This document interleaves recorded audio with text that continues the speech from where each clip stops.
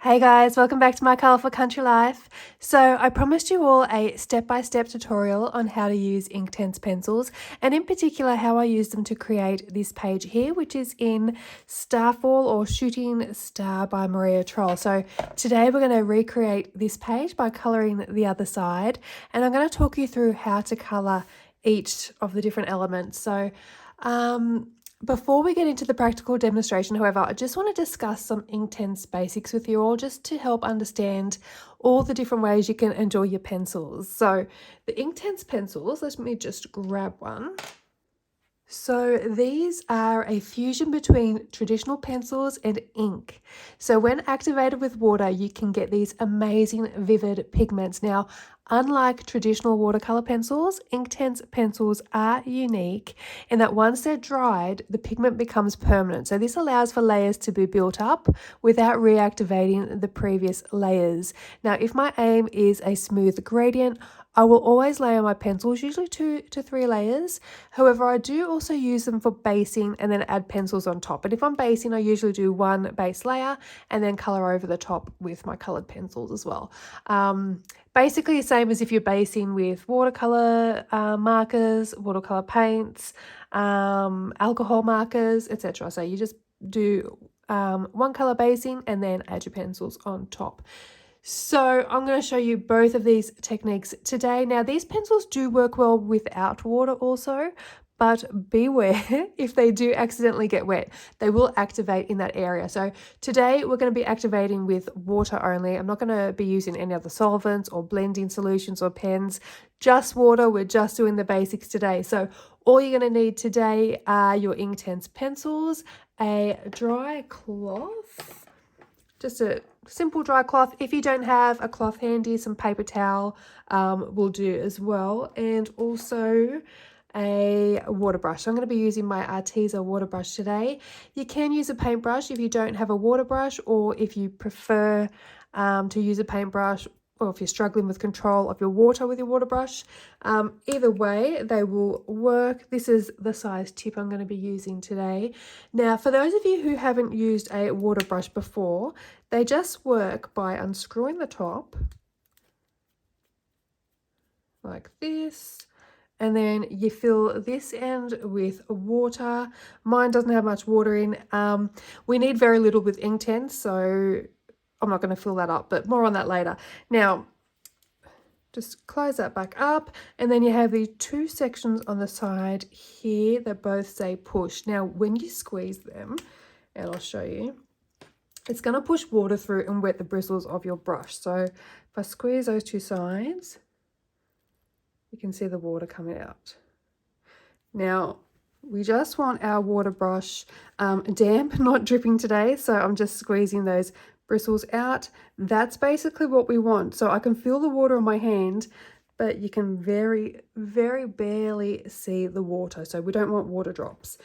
Okay, so make sure you swatch out your pencils prior to using them, as the pencil colour when dry does actually look quite different to the pencil colour when wet. So there are now 100 pencils in the Inktense range. And I'll just grab my swatch sheet out to show you. So this is my swatch sheet from the original 72 colours, and I have added in this swatch sheet now with the new 28 colours. So this is the full 100. Now I do have a updated swatch sheet which has the full 100 pencils on there, and they are now sold as a set of 100 as well. So I do have that swatch sheet which I can put up on my Ko-fi if anyone is interested. I just haven't re-swatched them in order since we got the new 28. I only just re-swatched the new ones. So I've also had a few questions about where to purchase the new colours. Now, I purchased mine from Cult Pens in the UK prior to them being available here in Australia. So for my fellow Aussies, I know the art shop in Melbourne is now stocking them, as I've just purchased some replacement open stock from there as well. But for anyone not in Australia and struggling to find them, check out Cult Pens in the UK. they shipped quite quickly here to Australia. I can't remember how much it cost in shipping or anything. But we will be using at least one of the new colours today, which is Malibu. And as you can see, there isn't really another colour quite like it. I think if you don't have the new 28 colours, possibly go with Iris Blue. It's probably I mean, there's no close match, but it will look different, but it will work at the same time, if that makes any sense. So if you don't have the Malibu and you don't have access to getting the new colour, try using Iris Blue. Maybe just swatch that out on some paper first to see how it looks. But that one could work for you. Okay, now for those who have had these pencils for a while but maybe struggle with getting the pencils to work for you, you're not alone. I want to show you first one of my earlier pages that I completed using Inktense for some of the elements. Now this was early on in my colouring journey, so I'm thinking 2018, 2019, somewhere around there, like right at the very beginning when I first started colouring. And after this attempt with the Inktense pencils, I popped the set in a drawer and they've been gathering dust for many years. I also did the same thing with my Neocolor 2s as well, popped them in a drawer and decided it was all too hard. But because I'm stubborn, I have eventually come back to them and mastered them, at least I think so, in a way that works for me. So this is a very early coloured page of mine.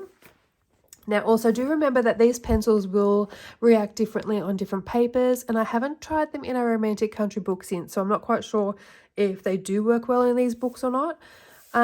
So hopefully, let me show you from the bottom first. As you can see here, I'll lift it up a bit closer, all of these little dots here and these blend lines and also these unblended edges over here. Now what I did was I scribbled a very light amount of colour onto the page.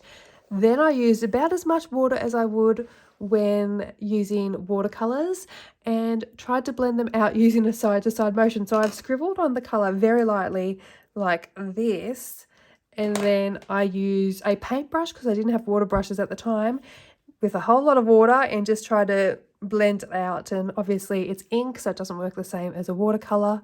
Probably would have even looked messy doing that technique with watercolours too, but I was experimenting. That was at the beginning of my journey. You can also see the same thing up in the sky too. So the sky is also Inktense, and you can see these little dots, and then you can see like my lines. So I've gone in this direction here, then I've gone in this direction here. So it's all very visible. Now, knowing what I know now, I could probably go in and fix it, but I actually kind of like the look. The grainy ground makes it look a little bit pebbly, and the patchy sky kind of makes it look a little bit like clouds. Although I could do it a lot better, I think, now, but I think it kind of works for the page. The rest of the page is polys and prismas all mixed together as well. But so Inktense was just the sky and the ground. Now, while we're on the topic, let me show you some newer examples of things going right when using these pencils. Now we will actually get to the colouring part very soon. I just want to show you these pages and give you a little bit of background info to help understand before we actually get to the practical part. So we've got here Rooms of Wonder by Joanna Basford. Now this is one of my latest creations. I'm not quite sure if it is showing completely on the screen there. Now the entire background is Inktense. So I know a lot of people did message me saying they have trouble with large areas. There is a colour along video for this page, and I'll pop it up in the video description down below if anyone wants to have a look at how I created that. But it is done using the same technique that I'm going to show you today. And I love how the shadows I created with these pencils make all the elements pop as well. So I have another example here for you. This one is also from Joanna Basford. This is Magical Jungle, and this side of the page here is a colour along. I'll tag all the videos I mentioned today down below in case anyone wants to see this technique in action more to get a better idea. Now the background is entirely Inktense. It's nice and smooth. I love how this one turned out. And also when I'm using only Inktense pencils, I do tend to do 2 to 3 layers in order to get them nice and smooth and to build up that vibrancy in the colour as well. So I also have another example. I'm going to have to stand up for this one, I think. This one is an example of basing mostly just with Inktense. I don't think I'm going to fit this in camera without zooming you right out. So I'm just going to show you bits and pieces, I guess. So this is Wildegorn from Jamie Coutier, and this is a colour along which is probably not yet up on the channel, but basically I have used Inktense on almost every element except for the grass. I think that was a test with alcohol markers, but for example, all the earth here, all these colors here, that's actually just one Inktense pencil only and one layer, nothing else. With a lot of the other elements, so for example, the blue here, the red here, I have based with the Inktense pencils and colored over the top with Prismas just to add some more depth to the element. But all that can be found in this color along. So that's another example of how you can use your Inktense pencils. Okay, I've actually got one last page I can show you while we're here, and this is from Tales from Atlantis by Hannah Carlson. This is a colour along up on the channel. So the entire background is coloured with Inktense only, and the fish were based with Inktense and then coloured over the top with polychromos. So that one is also a colour along, which I'll tag down below too. So do not fret, these pencils can be mastered. It took a while for it to click for me too, but I did get there in the end, so hopefully I can help you get there too. So as with any medium, there is a multitude of ways to use the product, and it all comes down to personal style and finding something that works for you. Same as blending with a normal colored pencil, we all use different techniques. So I'm going to show you my favorite technique, and let's talk about my techniques that I used on this page first so we can get started. Firstly, the hill and the water were coloured by basing with Inktense and then going over with Prismas. Off the top of my head, I think I only did one coat of basing before going over with pencils, but we'll look at that as we colour the page. Everything else is purely Inktense. The houses and the lighthouse are all just one layer of one colour.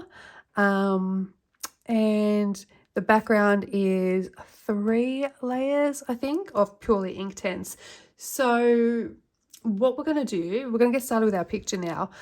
If you do have any questions after this video, please just leave them in the comment section down below and I'll try and get back to you all and hopefully be able to answer all your questions. Now, I think we might start with the water first. Now, what I normally do is lay down my pencils first from dark to light if we're going to go in and do a straight blend like we are for the water and for the grass.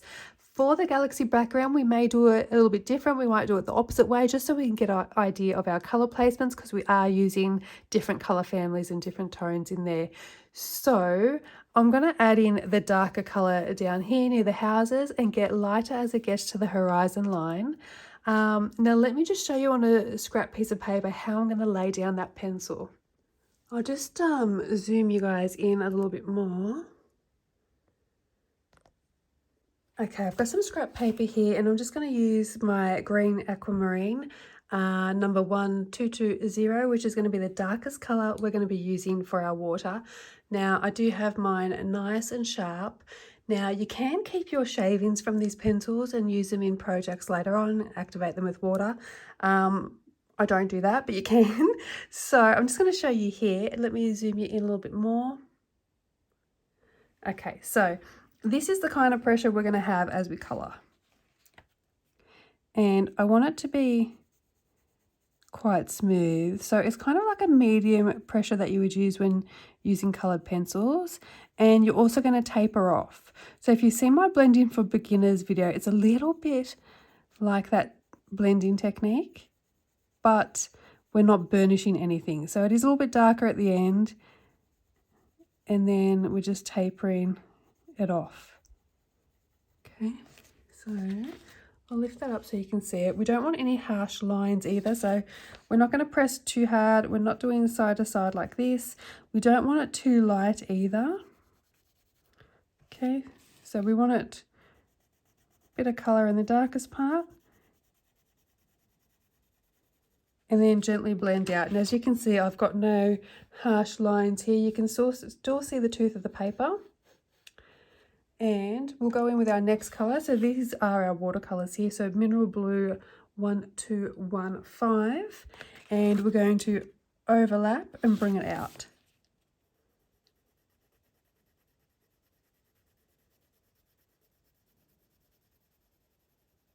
And taper it off. And we'll do the same thing with Malibu 1213. This is our lightest colour.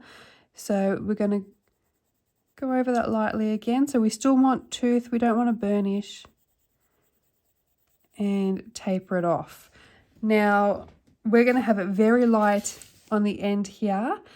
If you want white areas like we're going to get in the sky, we will go into more details when we're doing the sky, but you just leave that area white. So that's going to be our first layer, and then we're going to add water going from light to dark. And then when we go in with our second layer, we're actually going to use our pencils lightest to darkest, but we'll get into that as we go along. So that's what you want it to look like.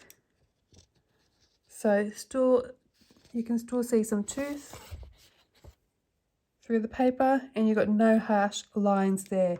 So I mean, this is just normal paper, so this is not very good paper. This would be like using Amazon paper, but I'll just show you here.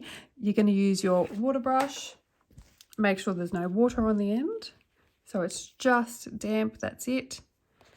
Okay, and we're going to go from the lightest in a circular motion. Got a lot of water there, so just wipe it off. Okay, wipe it off again until we get to the end, and then wipe that little dot. So that's what we're going to get.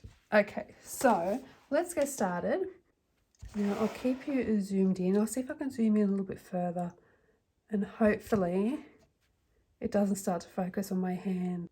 Okay, so we have 3 pencil colours. Our first one is Green Aquamarine 1220.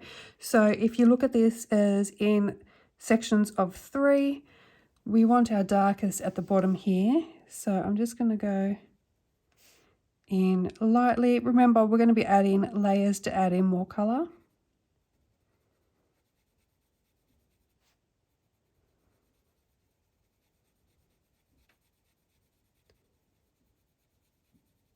So we're just bringing that up. Go around here. So for my first layer, I'm doing dark to light. And then when I go on with the second layer, I actually cover the entire area with the lightest first.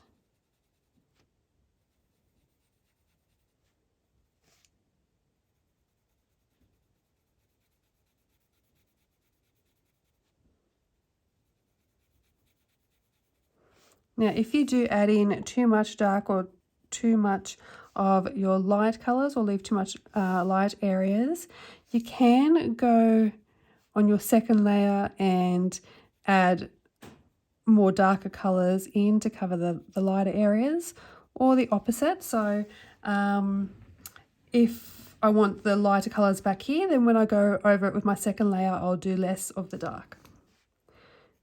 Hopefully that makes sense.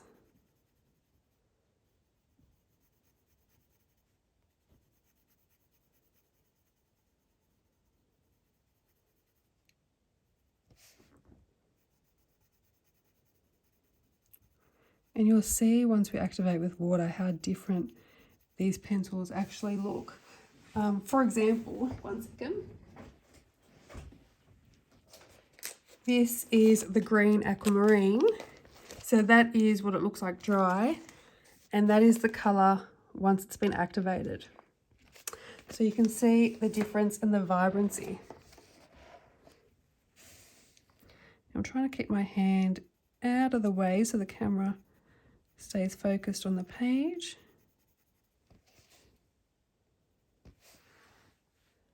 We'll come down here, get between the houses.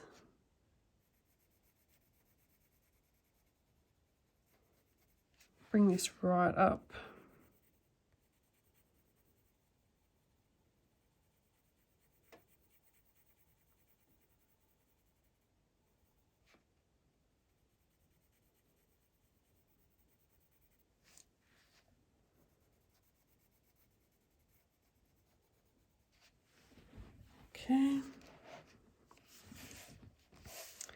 getting this little gap too.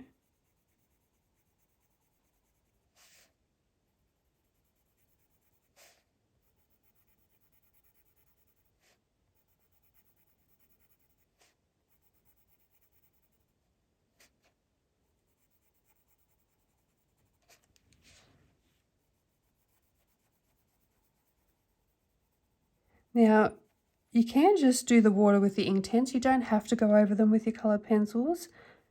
The only reason I'm going over them with coloured pencils is just, I think it creates a little bit of a different look. So when it's just Inktense, you can see, still see some of the white paper, some of the tooth coming through. Even after multiple layers, you still will see a little bit of the tooth.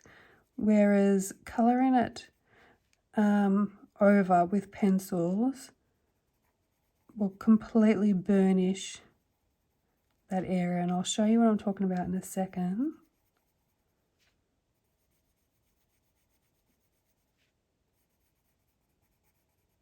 I'm just going a little bit darker just in those deeper areas there.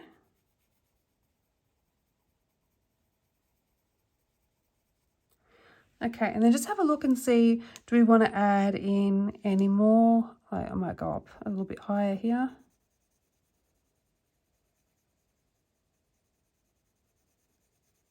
And maybe a little bit higher on this edge too.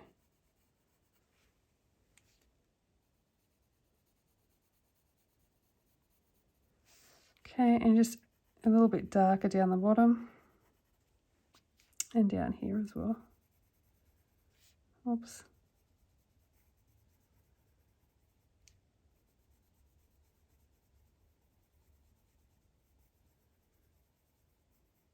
Just double check that you don't have any harsh lines as well. And then we'll go in with our next colour, which will be Malibu 1213. Oh, nope, it won't. It will be Mineral Blue 1215. And I'm going over that area, still light pressure, or medium pressure I should say.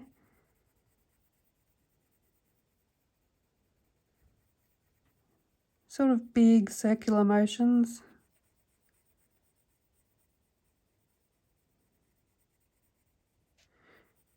So we're extending that colour.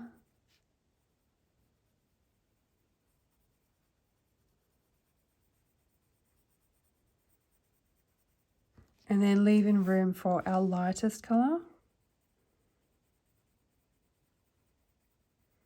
Now on the other part of the page, the other side, I did add in some yellow because I was going to do some yellow lighthouse light beams, but I didn't end up doing the yellow light beams. So I'm not going to add in any yellow at the top of the water today. You still could, or you could add in some of the sort of pinky purples as a light reflection. But I'm just going to go with the straight blues just to get a better idea of the technique for you guys.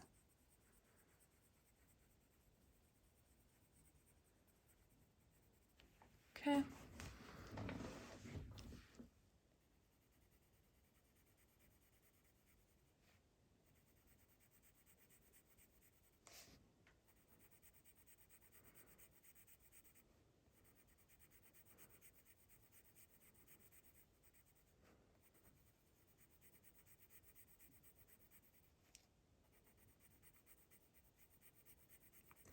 Also, when you are layering with these pencils, make sure the layer, the first layer is dry before you start to put the second layer on top.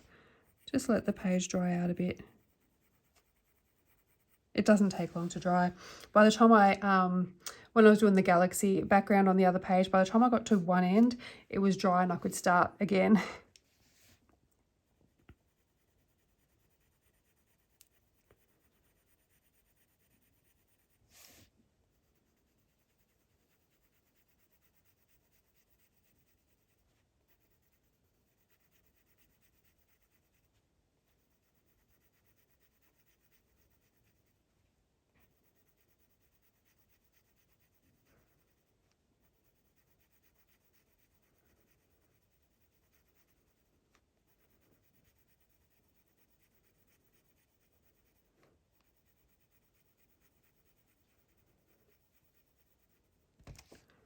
Okay.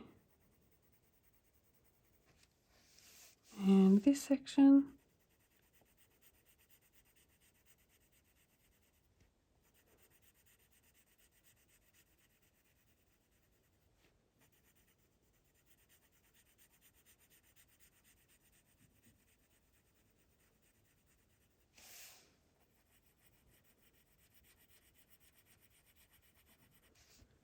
Okay, so let's go in with our lightest colour now, which is Malibu 1213. Just going to get that edge there.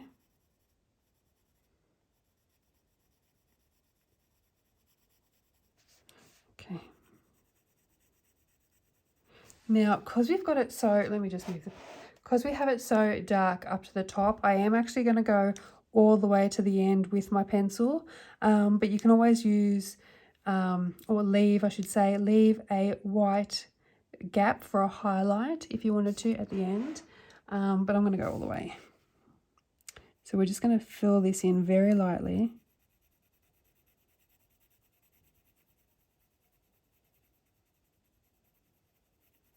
In circular motions.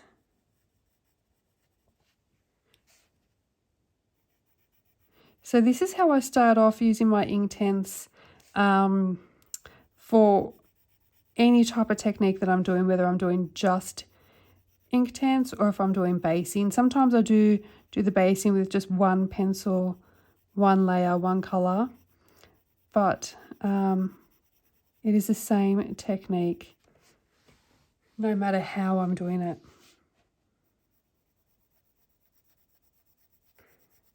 So for the water, we are using this for basing because we are going to go over the top with our coloured pencils. For the background, we're going to be doing purely Inktense, but it'll follow the exact same technique as what we're doing now. I shouldn't say exact same because I do have to map out the colours first because it is a galaxy background. You could do a straight blue background, exactly how we're doing now with the blue colours from the galaxy sky.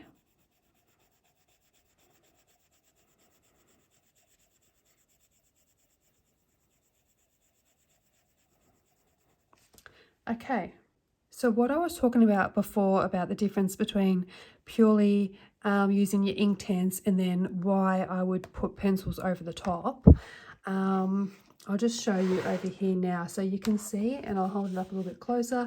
You can see how burnished the water is here, and then with the sky you can also see that little bit of white peeking through in little areas. So that is the difference between pure Inktense and Inktense based with pencils over the top. So, and like I said, you can base with just one colour. You don't have to do multiple gradients like I've just done now. So now we're going to activate with water. So we want our cloth or our paper towel and our water brush. And we want to make sure we've got as little water on there as possible. And we're going to work in sections and we're going to activate from the lightest colour down to the dark. Now, to prevent lines, try not to stop as you're colouring your section. If you do need to stop, all you do is wipe off as much water as possible once again, and then just sort of like blot the area, so like dot it around. So instead of a line, it's kind of sort of blurred out, and that'll help you cover it when you do the second layer. So it's not such a harsh line there. Once you do your second layer, that will cover over that section.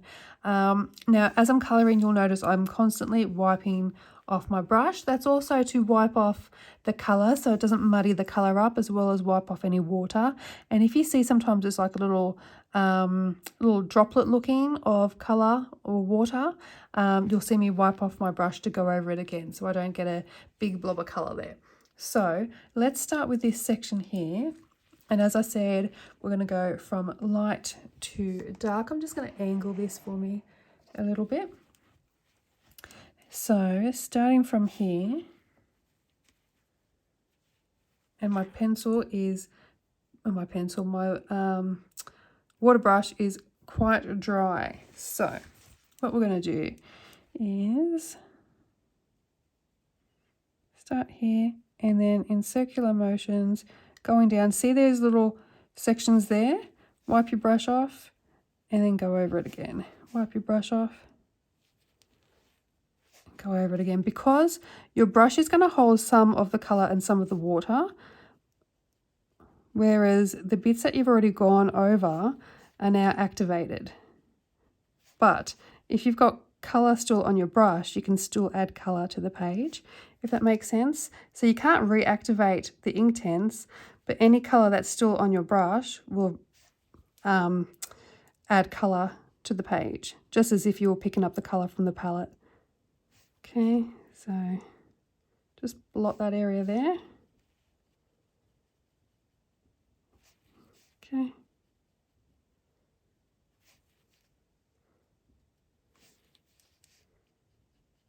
And then I'm just going over it here, and everything has been activated. So that is our first layer. What I might do is actually do 2 layers of Inktense before going over with the pencils. That way we don't have to add as much of the pencil work over the top. So we're going to work on this section. I guess we'll start with this section for our second layer, and I'll show you that section completely finished so you can see the difference in the different steps. But while we're waiting for that section to dry, I'm going to go across and just activate all these different areas here. So I'll just show you actually. You can see the difference. So that's my first layer of basing. That's what it's going to end up looking like. So from that, it's going to turn out looking like that. Okay, so let's go back in and activate all of this.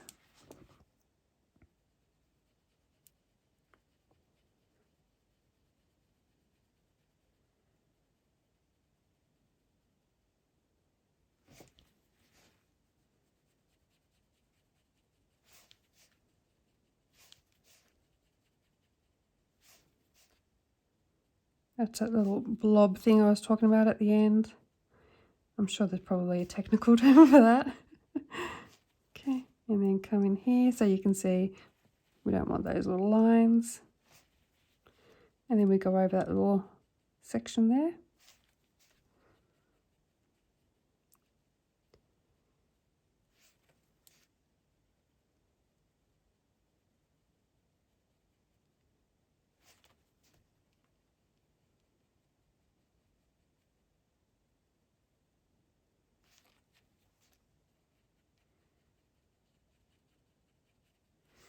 Okay, and this section.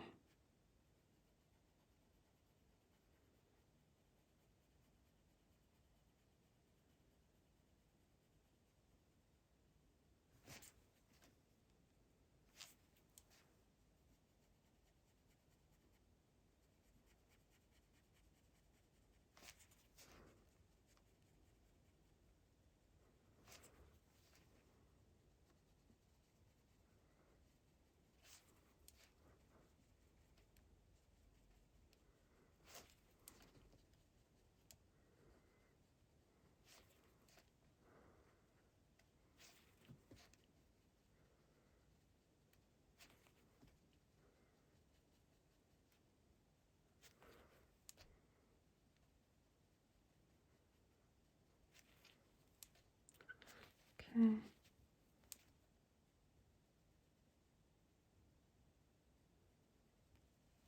Now the reason I wait for it to dry, and it's actually pretty much dry now, before I add in my second layer is basically I just don't want the end of my pencil to get wet. That is a whole other technique, a whole other way of using your Inktense pencils. You can take the ink straight from the pencil, but I want mine to stay dry because I am using them to add it straight to the paper rather than taking the colour off the pencil. So for them to stay dry, I want the area to be dry before I add in my next layer. Okay, so we may as well continue with our first layer here.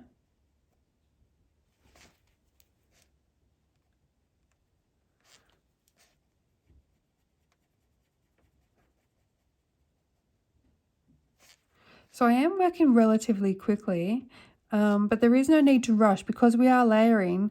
Even if I was to leave like that as it is, or, you know, we can even see it here, with the layering, it will cover that up.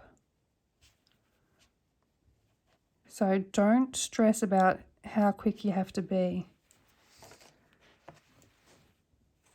I have left sections before and gone and had lunch and come back, so it's not that dire, but it does work better if you work quicker. Because anything you've activated will dry and cannot be reactivated.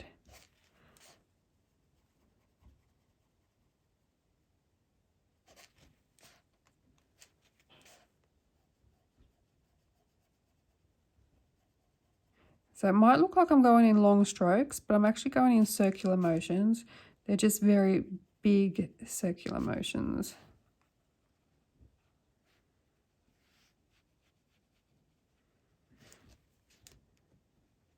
Except for near the edge here. I am going straight up and down near that edge. Just so I try to keep in the lines, colour inside the lines.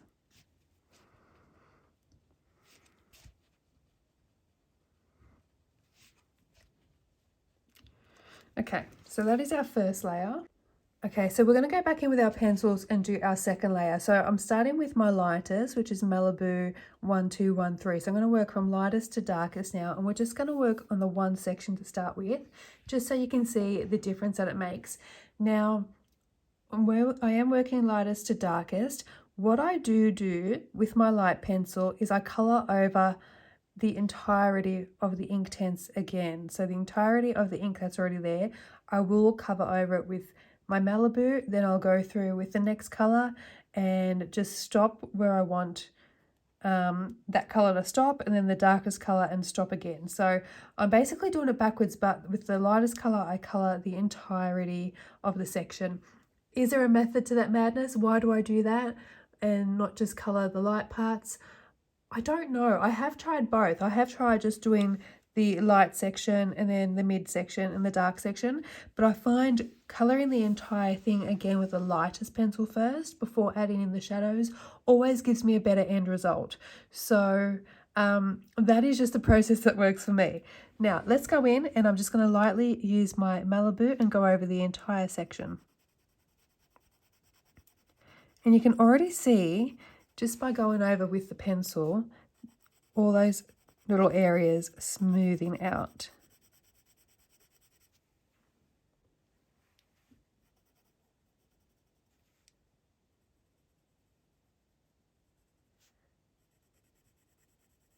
I'm using the same pressure that I did the first time.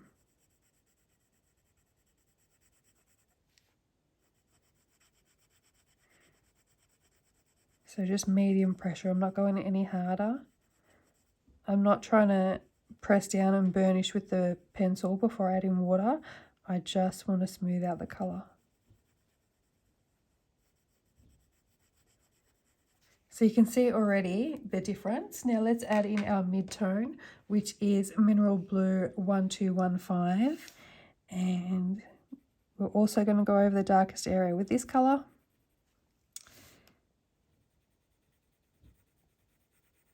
Now, like I said, you don't have to do this when basing. This is definitely the technique I use for using Inktense only, and I will show you what I'm talking about when we get to the houses. We might do a house next, and I'll show you.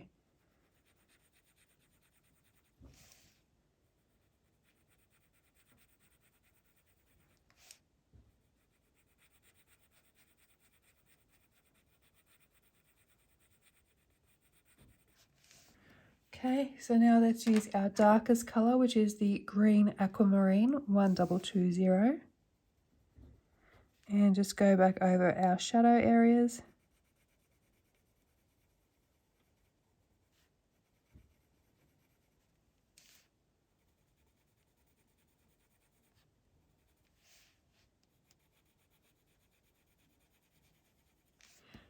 Okay. Let's activate this section with water, so squeezing off the bristles. So I just pinch and squeeze off the bristles. Okay, and we're going to activate this area with water.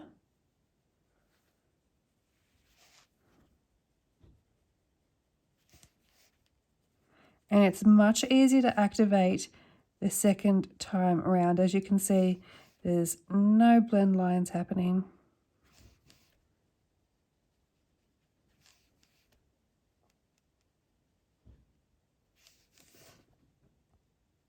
And you're starting to get that nice smooth gradient.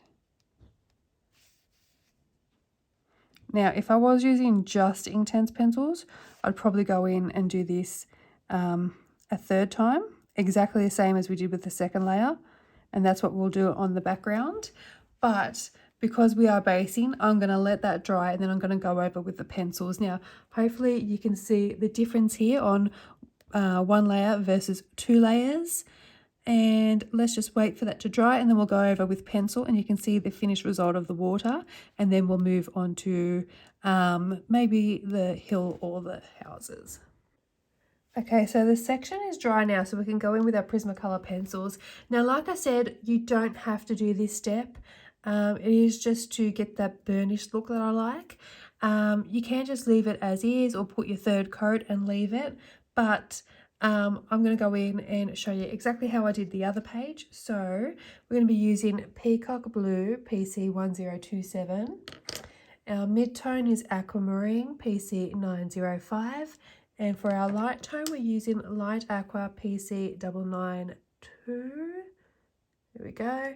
And do exactly the same thing, but the same as how I do my normal blending technique from my Blending for Beginners video. So we're going to burnish and then taper off, and then overlap by burnishing and taper off, and then our lightest colour at the end. So let's go in and add this. So Peacock Blue PC 1027 to go over our darkest colour here.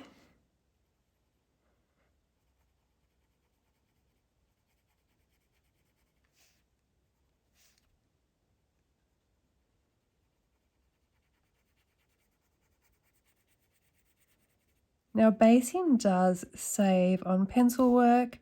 As you can see, I'm only using 3 pencils for the water, whereas normally if I was just doing the water with pencils, you'd probably see a good at least 6 colours. So the basing does save your pencils a little bit.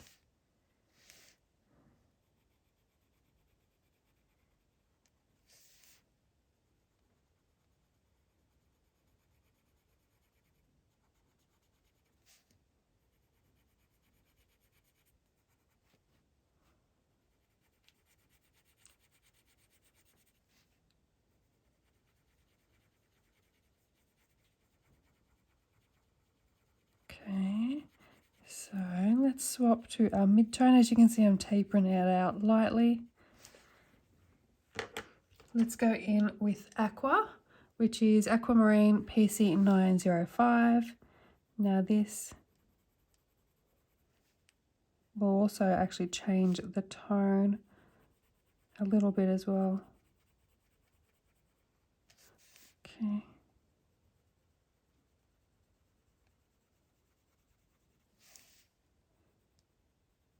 So we're burnishing the overlapping part down here and then extending it out and tapering off to a very light pressure.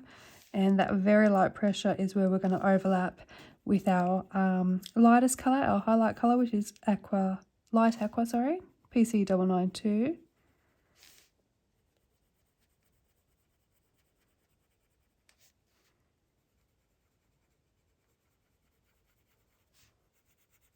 So I'm going to leave that little gap at the top there.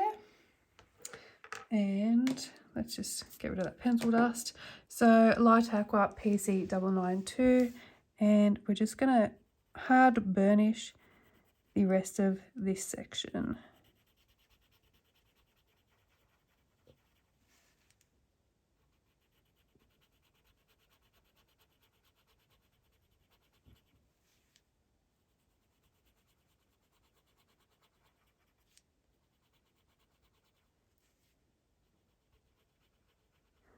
I'm just checking the camera to make sure it's not focusing on my hand and you can actually see what I'm doing.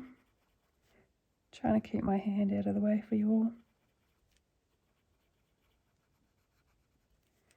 Okay. Just make sure it's all burnished. Okay, wipe away that pencil dust, and that is the end result of our water. So like I said, I added that little bit of yellow, which is turned a bit greeny here, which I haven't added here. You could add in this sort of purpley pink, I think it's amethyst or mauve. You could add that in at the top, just along the line here, the horizon line a little bit if you wanted to. But there, you can see the difference here. So you saw one coat, two coat, and now with the pencil work over the top. So let's do one of the houses first. So for the houses, I want a bit more of a painterly look. So I did just base them with one colour and one layer only. So let's have a look. We might do this big guy here, or maybe this one. We'll do this one. So these blue houses here, I used Malibu 1213, and for the purple pink houses I just used Amethyst 0735. So just one pencil. So this is also a way you can base as well. So you could base like this and then add some colors over the top as well. But today I wanted that painterly look, so we're just going to use the Inktense pencil, one layer, and nothing over the top. So let's do an amethyst one first, and I think we're going to make him amethyst. So what I'm going to do is add in the pencil in the areas where I want the shade in, and then taper off, and I'm going to leave the rest white because we're going to bring a little bit of that colour through. So let's put a little bit up here for some shadow coming off the roof. So I'm using the same pressure as I showed you at the beginning for the water. We might actually come all the way down, I think. And I'll add a little bit over here too, I think. Now for the windowsills in here, I used the silver jelly roller or a silver sparkle pop. So I'll add a little bit of shade in here too, under the roof.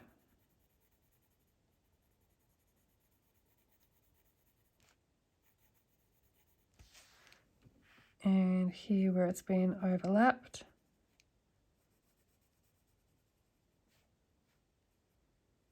And down the bottom too. So this is quite simple and quick and easy. Now the other houses were really small. These ones are quite big, so I'm hoping it still looks just as good. If not, then we'll do an extra layer.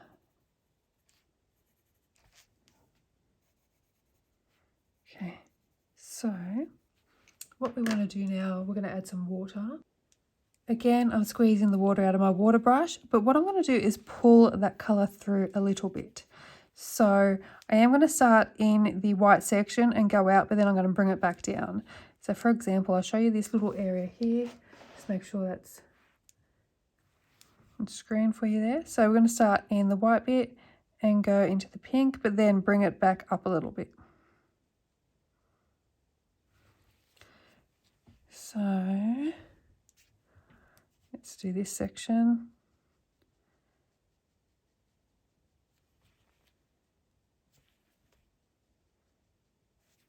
Okay, and then over here. So I'm in the white, I'm going up to the pink bit, and then I'm bringing the colour that is on the brush down. So we're activating the pink and then kind of bringing that colour out a little bit. So it's very light. So start here and work your way towards the colour and then bring it out a little bit.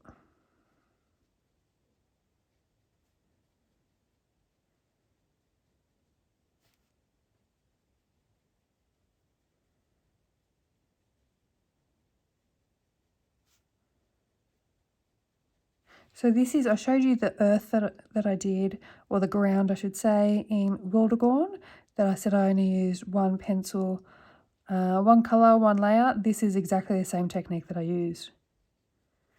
Just like that. And that is how we did the houses over here. the walls. Let's do the roof, and I'm pretty sure I did the roof the same way. Okay, yep, so for the roof, we're just going to use Payne's Grey, which is 2110, and do exactly the same technique. Now, I did just notice on the other page there's no doors.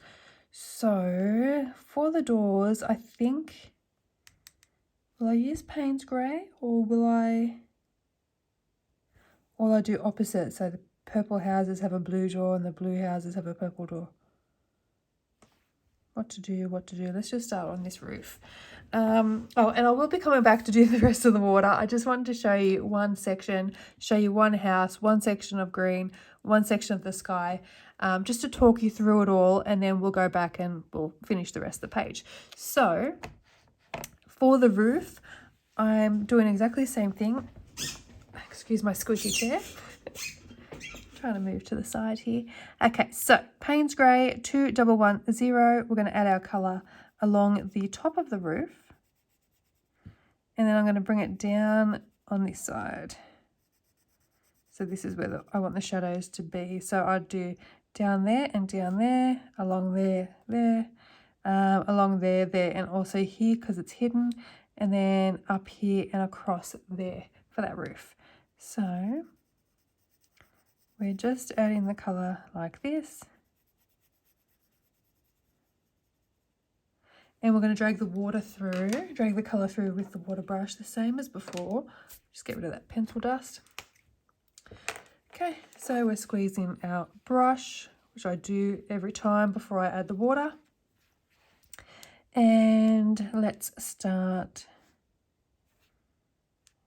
Let me just add a little bit more. So I can bring this down a little bit because it is a bigger roof. Just very lightly. Okay, so let's try this again. So starting from the white up to the grey, and then you can bring it down a little bit. Just wiping up some of that excess colour off my brush.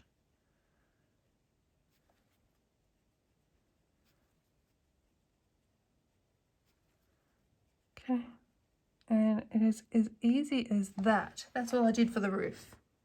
Now for the windows, I just block coloured with gold 0215, and then I use my Prismacolor sand, which is PC940, to add some shading on top. So I just do this. They're sort of like colouring halfway down. And activate again with water. Once that dries, I will add sand over the top. So what we'll do is one of the blue houses first. So using Malibu 1213, we're going to go through and we'll do this house here, and we're going to do exactly the same technique as we used on this house. So we're putting our pencil colour where we want our shadow colour to be, tapering it out to a very light pressure. We might add a little bit here, very lightly, across the bottom of the roof.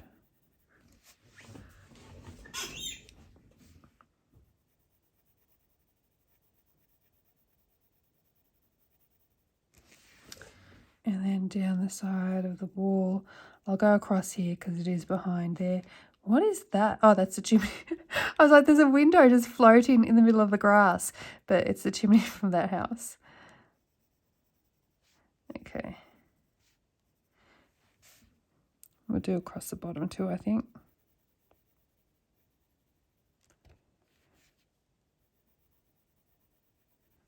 Okay. I think that's enough. Let's activate that with water. Again, I'm squeezing and going from the white section into the colour, and oh, I've got a lot of water on there, and bringing it back out.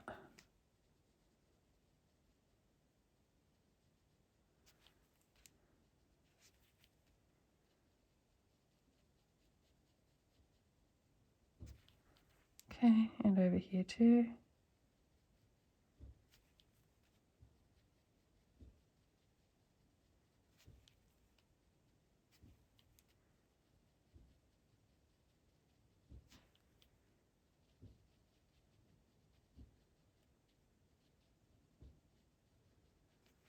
Okay, and that's our blue walls. Okay, so our windows are dry now, so I'm just going to go in and add the sand, which is PC 940, just as a little bit of shading up the very top.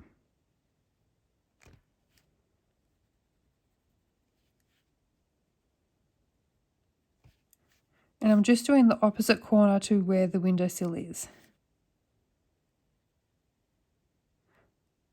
Only because where you can see the windowsill is probably where the lightest area is going to be, and your shadows are going to be opposite that.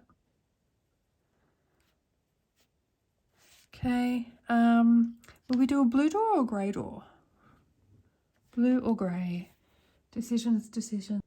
Let's make it blue, so we'll go in with our Malibu, and I'm just going to along the edge here and along the bottom.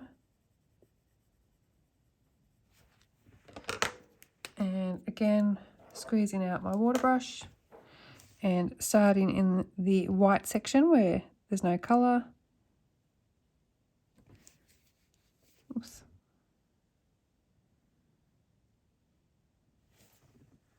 Okay. Now I'm pretty sure I used the Sparkle Pop in silver for those windowsills, but I think I'm going to actually use the Jelly Roll Metallic in silver for these windows, just because it's a little bit thinner, so it'll be easier to get in the lines. So I'm just going to go and add that now. And I'm going to do this door frame here too.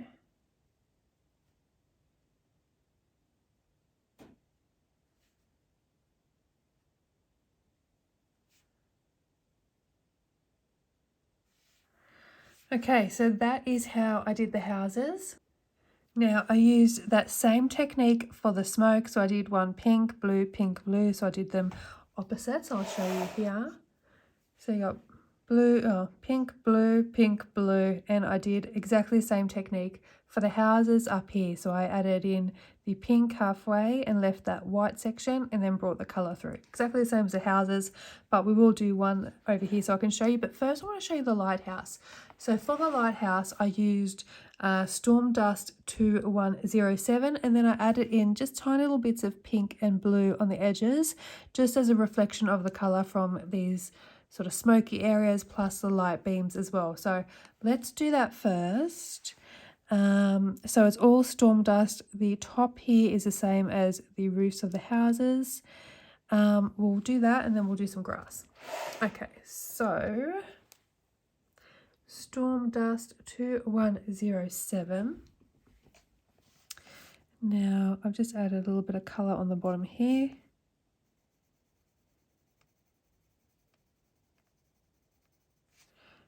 And across like this. So I'm leaving the white bits because I'm going to bring the colour through. This bit I did a little bit more colour to add shadow in. Come up from the bottom.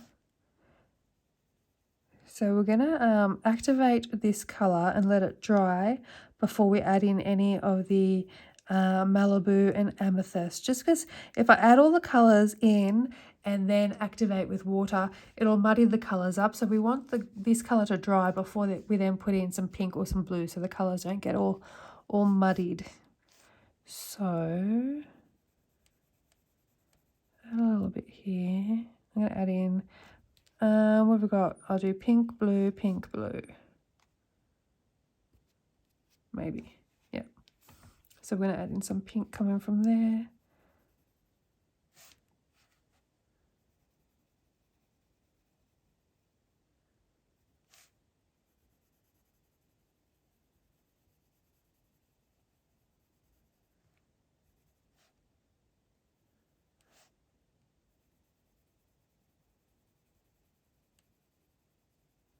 Add in some shadows around these windows.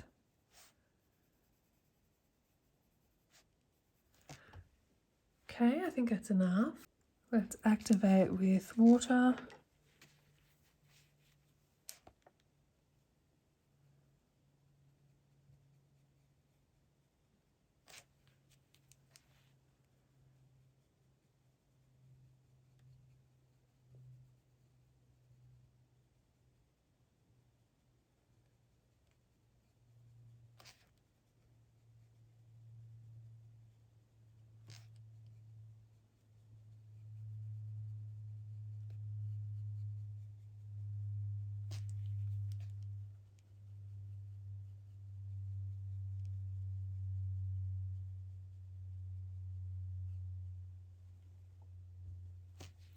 Okay.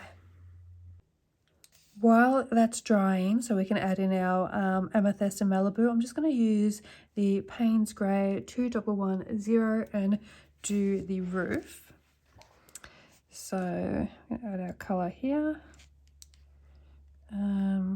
across here, down here. So this is the same colour as we're using for the houses, the roofs. Okay, I'm going to activate that.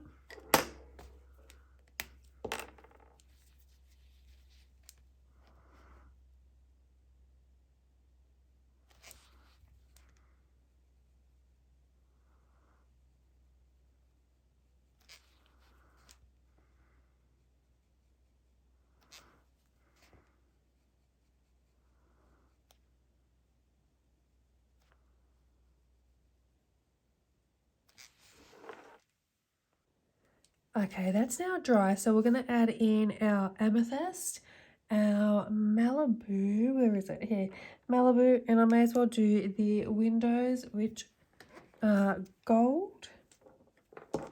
Here we go. So I'll add all these in now. I'm going to add in some amethyst over here, just very lightly. I'm going to put some here as well.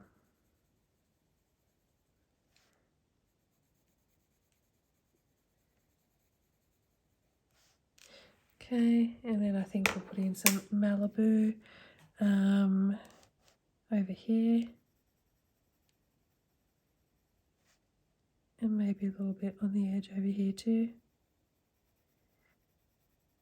So reflections from our sky and our little smoke streams here. And then we're going to use our gold for our windows. Same as the houses. Like that. Okay, and then activate with water.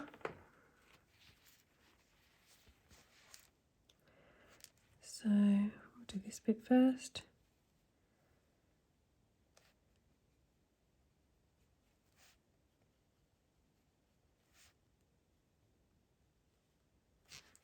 And then the pink or purple, pinky purple.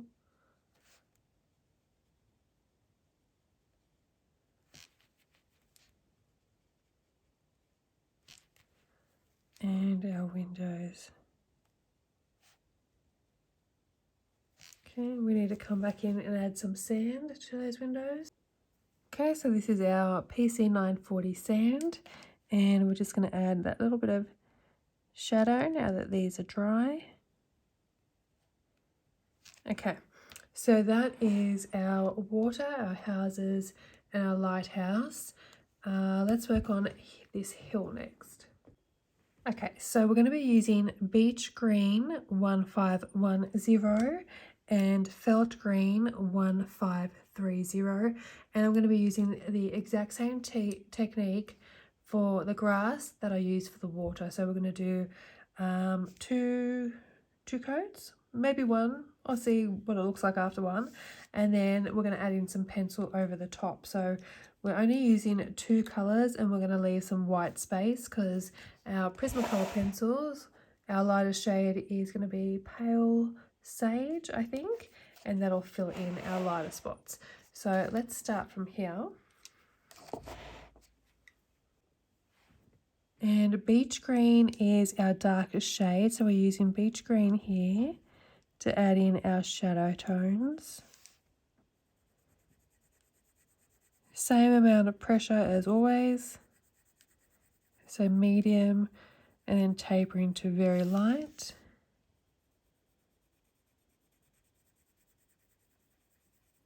And it'll go right across the bottom to about here, I think.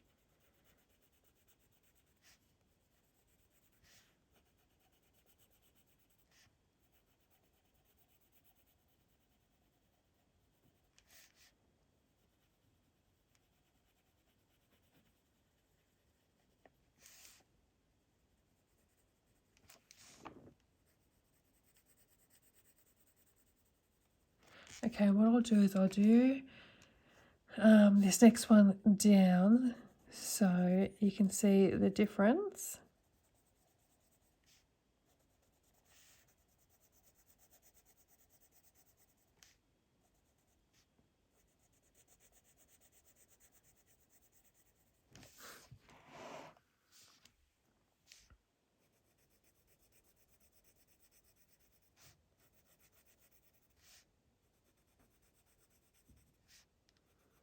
And going right across the bottom here.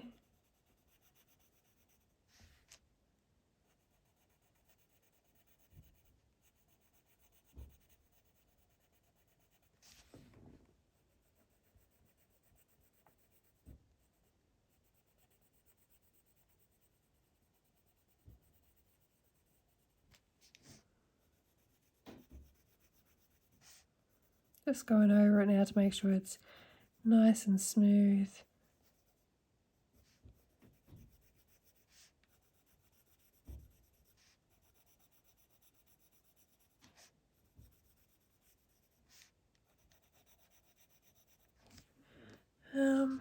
Just checking to see if I need to add any more of the darker colour.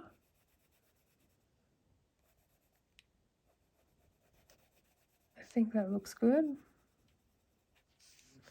Let's go in now with our felt green, which is 1530, and I'm going over and extending.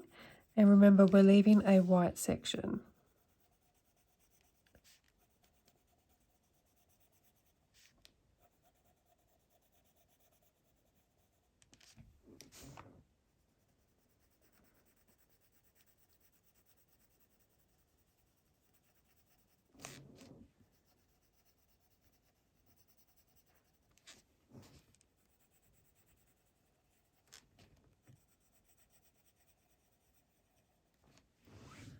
Okay, let's do this one.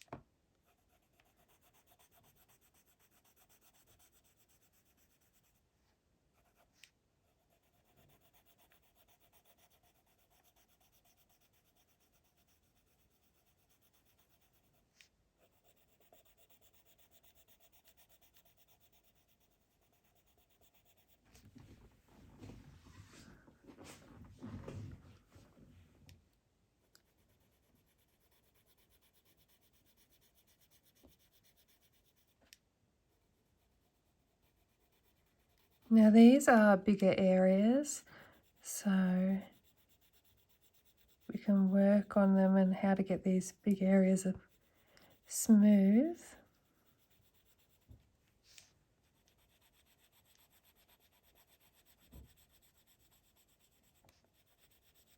Okay, I think that's high enough up.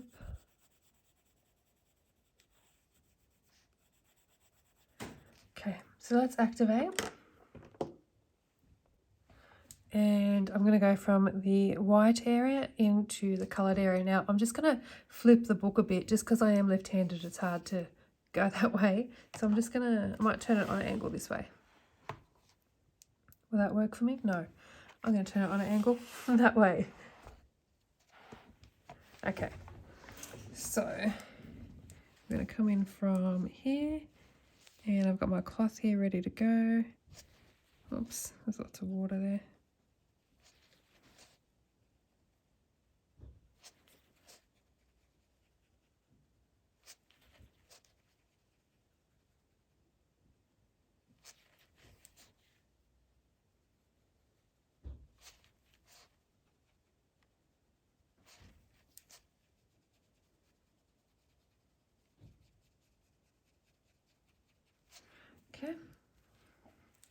let's do this part.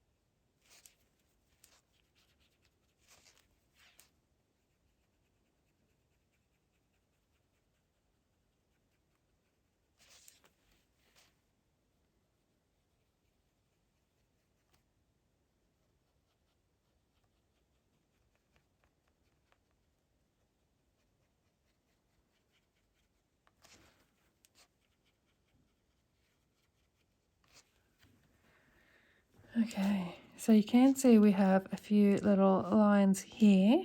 When we do our second layer, that will cover them up. So I'm just going to leave the book on an angle while that dries, and we'll do our second layer. We might actually work on this one so you can see how the lines cover up, and leave this one so you can see the difference. So we will go in and colour it all eventually. I just want to let you see the difference like we did with the water. Okay, so that's dry now. We're going to go in with our second coat, and I'm using the lightest colour first again, which is our felt green 1530. So lightest colour, but I am going to still leave that white section.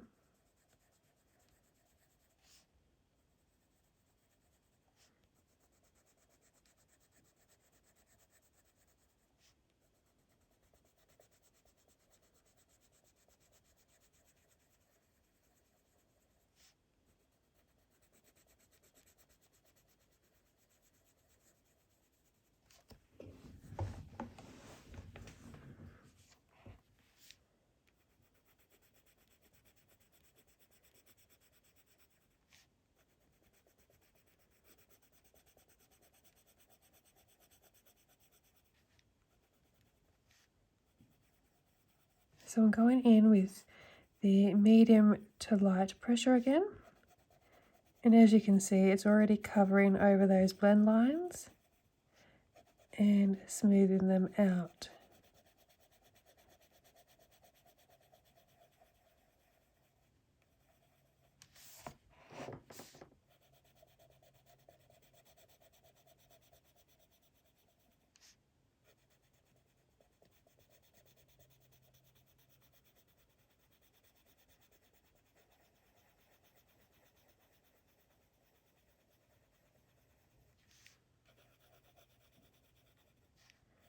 Okay, so we'll add in our shadows again with our beach green 1510.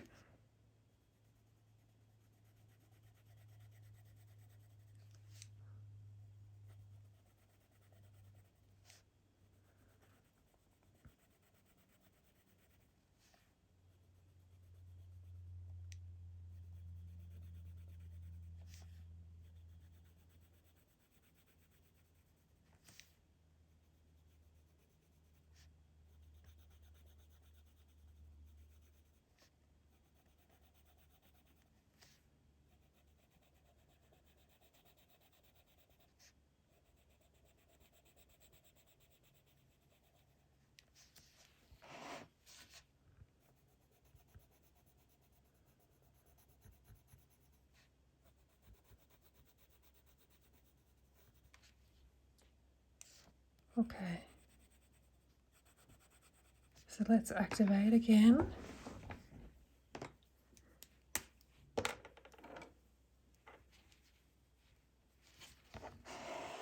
Just flip you sideways. Okay, so from the white section into the green.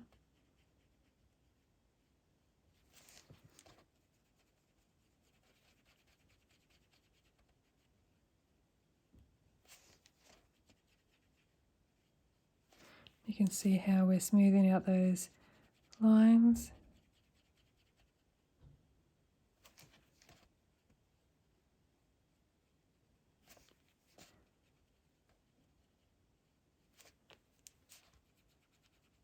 And like I said with the water, you can leave it like this. You could do a third coat just to get it really nice and smooth. You can leave it as it is, but because I want that burnished look, I am going to go in with my pencils over the top.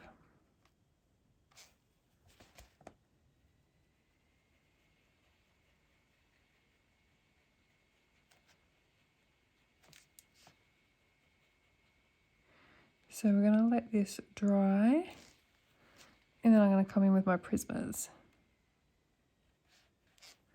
1 second.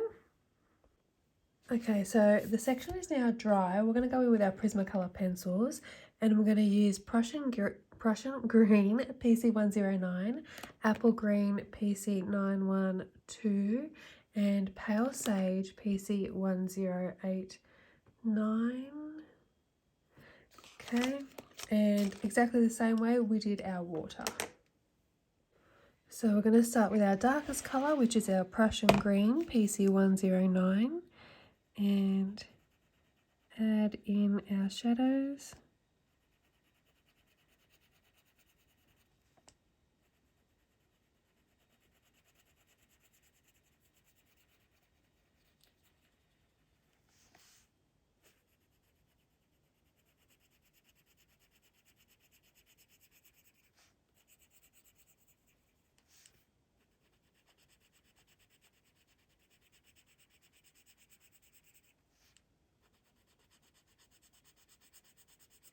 So the techniques we're using today, we've got the Inktense only layering for the background, we've got the basing and colouring over with our coloured pencils, and we've also got the one pencil, one layer painterly effect too.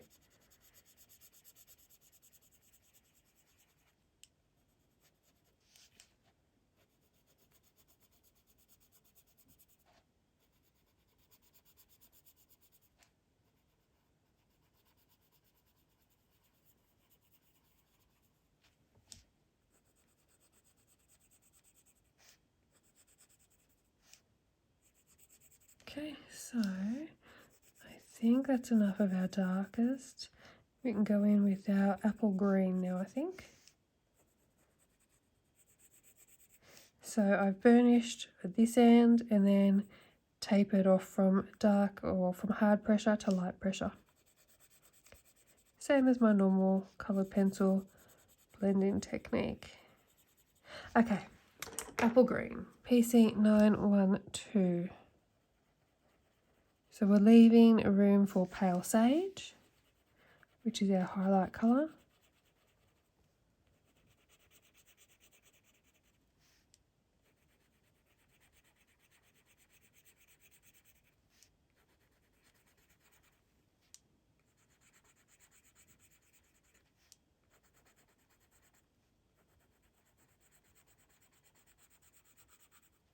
Burnishing over the overlap here with the darkest colour and bringing it out to a light pressure.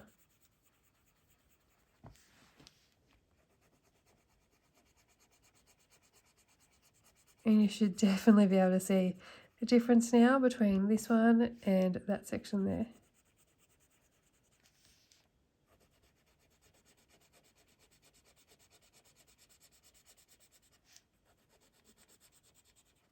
Just making sure that I've fully burnished those areas because I don't want any tooth showing.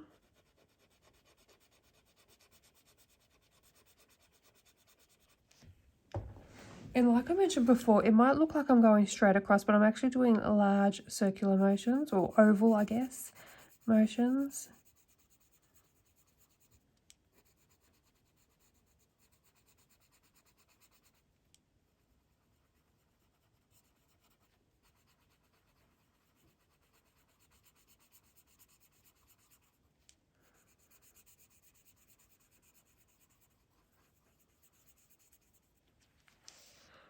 Okay, So now we're going to add in our pale sage, which is PC1089, and we're going to use it in that entire highlight area.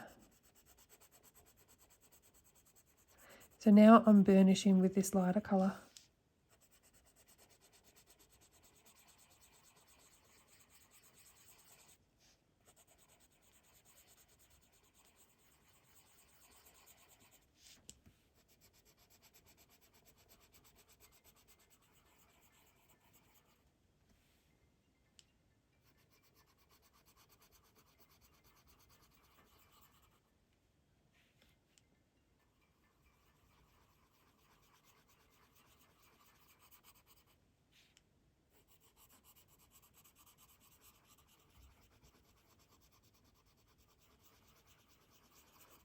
Okay. Just making sure it's all burnished now.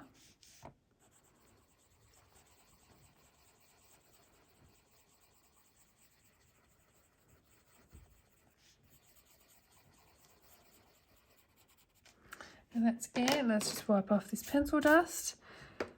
So that is how I created that. And you can see the difference here between one layer and then 2 layers plus pencil over the top. Okay, so let's do this sort of pathway, and then we'll do smoke and background last.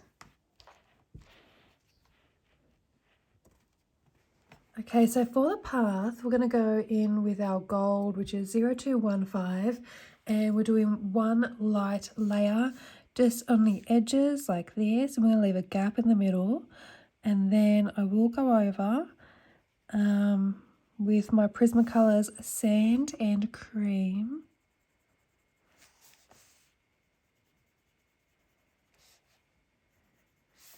So just like that, and I'll do this one too. And here.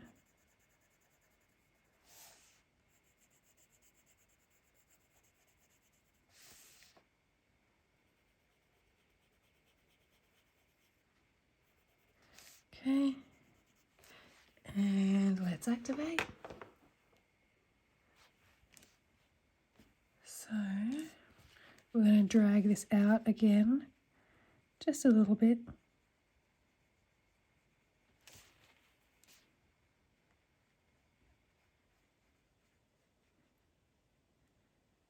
Just like that, and when it dries, we'll go over the top with our Prismacolor Sand and our Prismacolor Cream.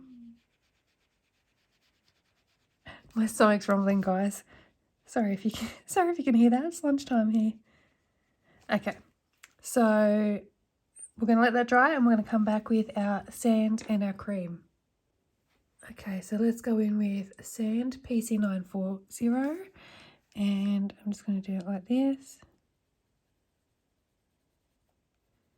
I'm burnishing the end there, and then I'm reducing the pressure. And we'll do the same on this side. And also the same down here. And across here.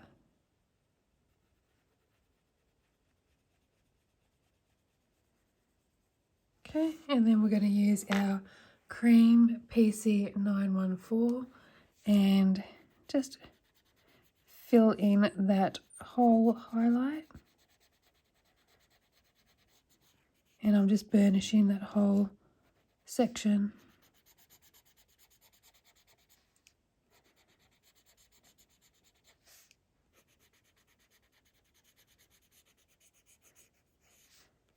Okay, so that is our path. Okay, so you can see how it's coming along. Now, let's have a look at our tendrils of smoky. So this one I said I was going to do pink, and I was going to do pink, blue, which I've done on this side, so alternate the colours. But as you can see, they overlap here. So if I did this pink, that one blue, and then this one pink again, we'd have the 2 pinks overlapping and the 2 blues overlapping. So what I'm going to do is this one will be pink, this one will be blue, this one pink, and then this last one blue. So we're going to be doing pink, blue, no, pink, pink, blue, blue, pink, pink, blue, blue, just from the chimneys. So pink and blue, pink and blue. Yeah, pink, pink, blue, blue. Okay, so that's what we're going to do. I'm just going to show you one. It's exactly the same method we used here on the house walls. Now, I have outlined it here using my Toolie Art paint pens. I think this is from the pastel set, either Sky Blue or Shy Blue. I can't remember the name off the top of my head, but we can't do that until the end. So let's just colour this one first. Now, I'm just going to start from this end here. Move it down a bit. So just a little bit colour here in our shadow area, and it's going to pull up here to a highlight. So medium pressure and tapering off, same that we did with the house.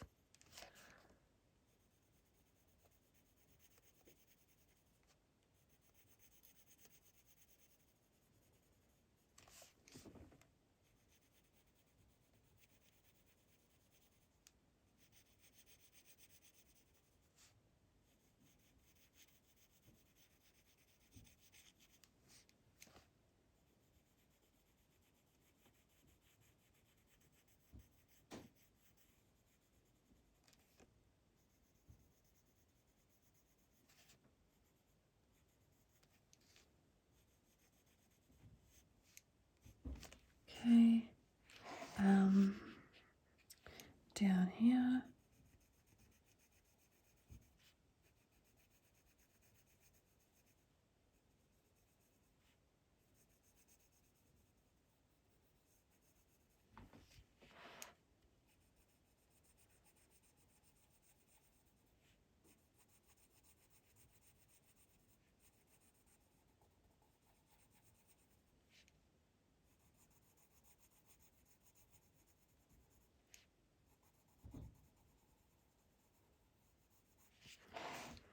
And I'm going to go across to this side.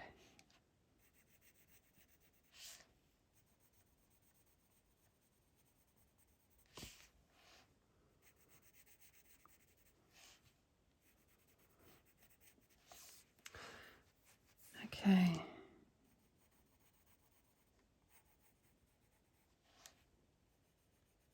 Just adding a little bit more colour. Oops, added too much colour there. Now I just got to try and blend it out.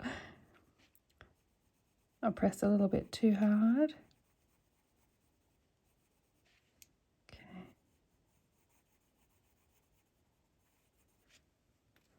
And a little bit more here.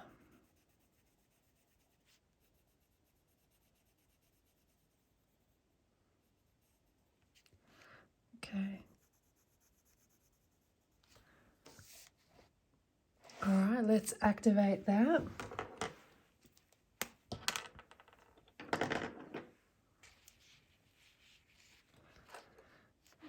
Start from here, so start from our white into the pink or purple and can bring it out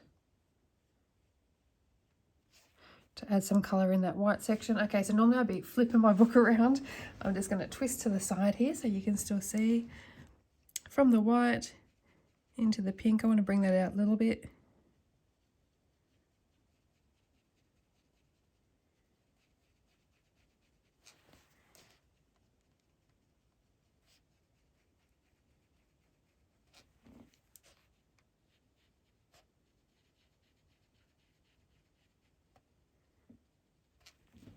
Okay.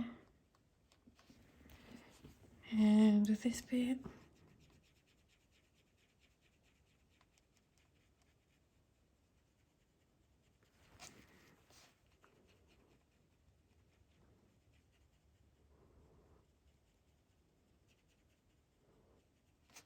Okay.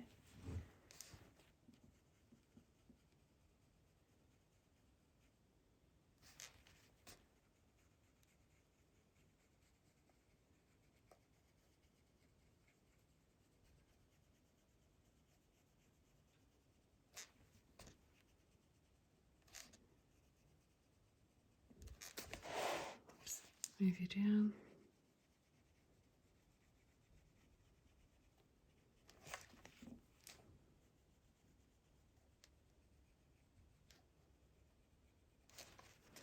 Okay. All right, so that is it for the smoke tendrils. So at the end, we will outline it with the Toy Art paint pen, the same as we've done here. Now, I outlined both colours with the same colour Toy Art paint pen, mainly because I didn't have any of these pastel purple pink tones. I do now, but I want it to match this page, so I'm going to keep it the same. And I actually do like the effect. And once I've put this, and you can actually, let me lift it a bit closer, you can actually see that it does have sort of a pinkish tone to that blue. So it works quite well. So I'm still going to use the same colour. What is next? We've done our houses, we've done our water, our pathway, our grass, our lighthouse, our smoke. I think we are finally on to our background now. This background has clouds, which that one doesn't. So not sure what I'm going to do with the clouds yet. I might do just like this here, what we've done with the mineral blue on the houses, just on the bottom half of these clouds here, because the top half in the light beam. We've got to do the light beams too, and then the same on here.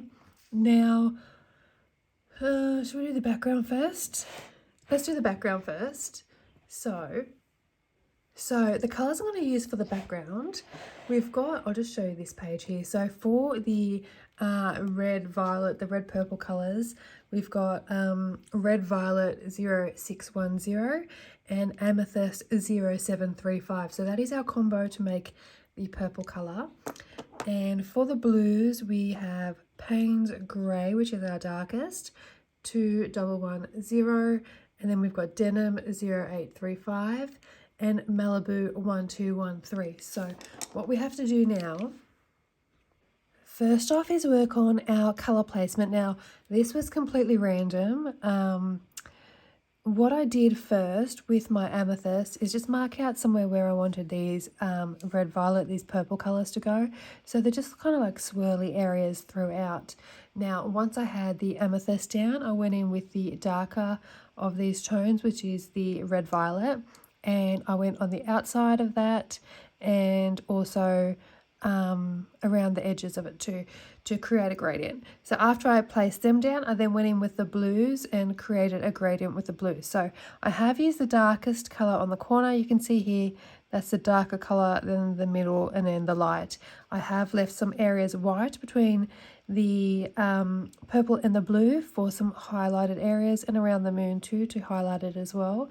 My corners are a bit darker. Now, the red-violet merges well with the dark blues, but we've also got the amethyst here merging into the Malibu as well. So it's all just a matter of randomly placing the colours and thinking about what you want it to look like. So what we're going to do, and I haven't done the background colour through the light beams. The light beams are the actual same coloured pencils, but they're one layer, one colour. And we'll do that one at the end. But okay, so what I'm thinking is we've got this sort of swirl going behind the lighthouse with the amethyst. So we might put in like a little swirly area here, and maybe some up the top. I don't want any purple down the bottom here. I want it more from the mid to the top section. No particular reason behind that. It's just my preference for the way it looks. So let's pop some of this colour down. So this is amethyst 0735 I'm going to start with. So I have less background to work with on this page than I do on the last page, but I want some of it to come out here.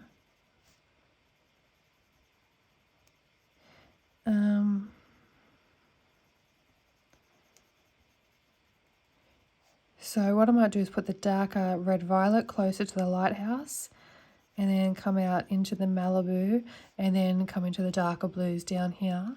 So we'll put a little bit up here as well, going up to the light beam, and then we're going to come through here. So a little bit down here. So I'm thinking like to go like a little swirl here. We might do a little bit through there and maybe some up there too. So let's swirl it down here.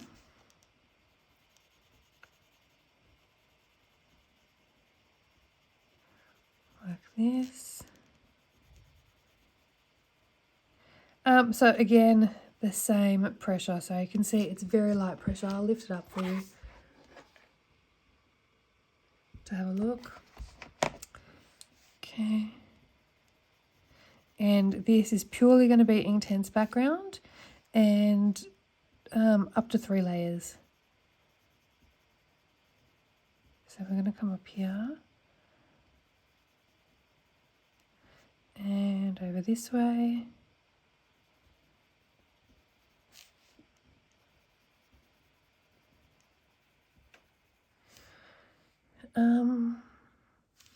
We could go down, but I think we're going to go up. There's not that much area to work with here, so we might bring it up and out here. Okay, so I'm just going to turn this around a little bit. Let's work from this swirly end.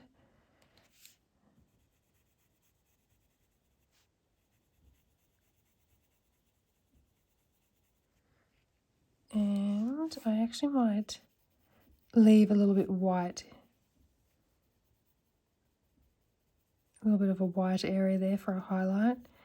And I'm thinking that I might put the red violet on this side because we're going to go into the darker areas. So I want this end to be lighter. So I'm fading out lighter closer to the swirl.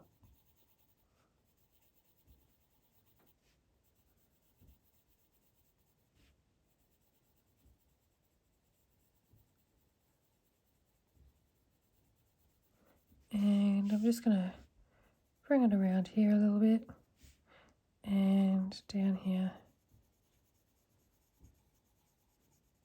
So it's kind of, think of it swirling around behind and coming back up.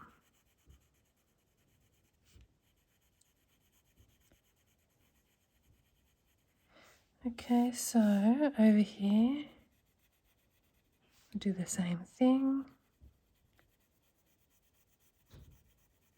Leave some white.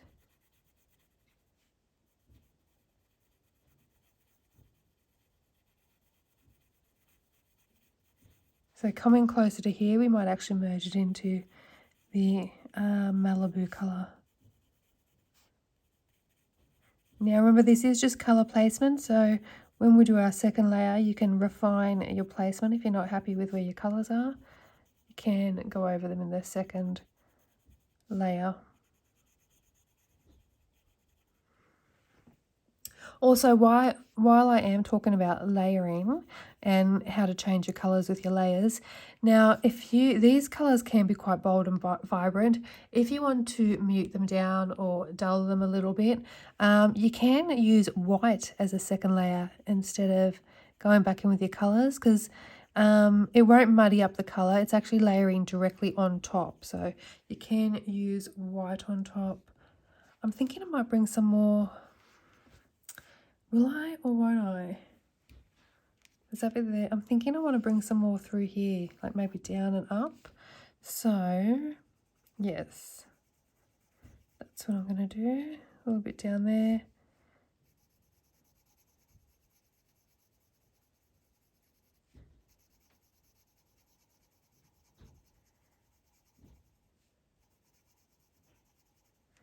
Okay. Is that enough? Do I want more?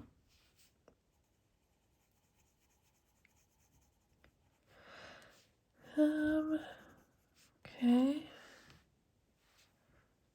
Do I want to add any more? We've got this swirl coming this way.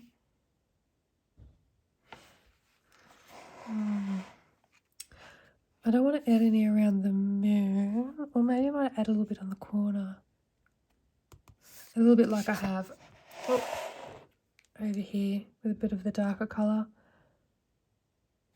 Just because I've got a lot of pink over this area and I've got nothing over here, but I don't want to add anything down here, and then I don't want just the, I keep saying pink or purple, of the violet colour over here. I don't want it just to be over here and have nothing over there. So I think I'm going to add just a touch over here.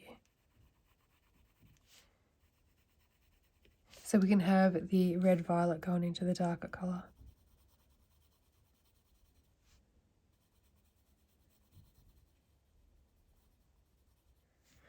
Okay.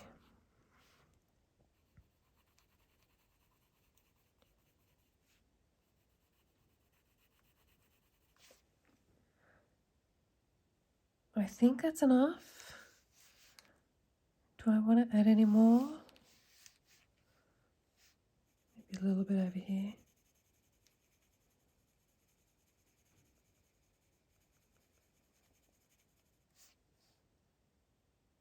Okay, so now we have our lightest of our purple shades down.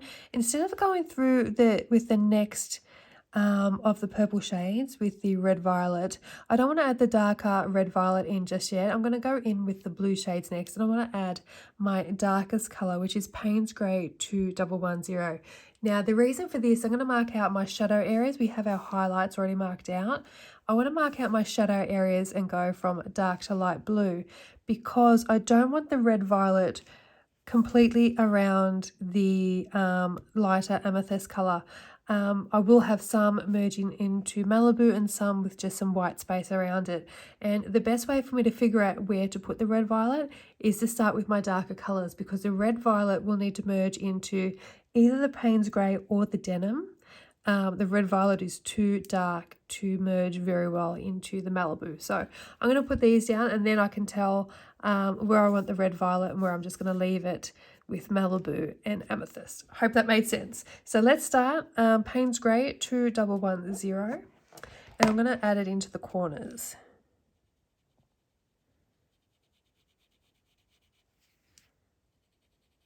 So I want it to be lighter around the moon.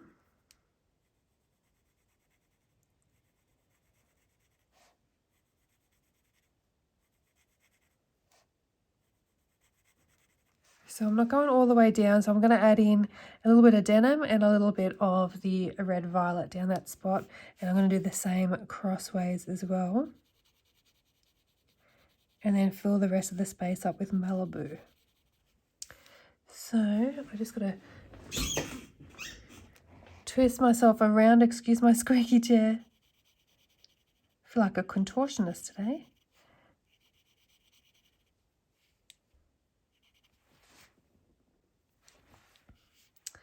So I'm going to go to about here, I think.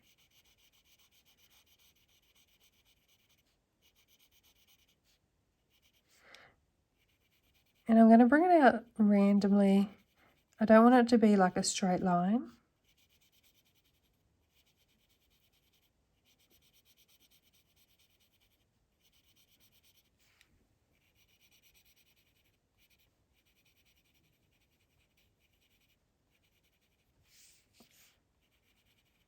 Okay, I think that's enough of the darkness in that corner. Let's add some in this corner here.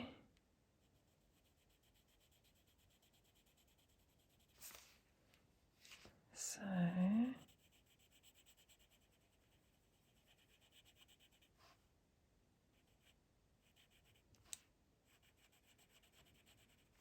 think I'll just go as far as, will I? Maybe I'll come out a little bit further.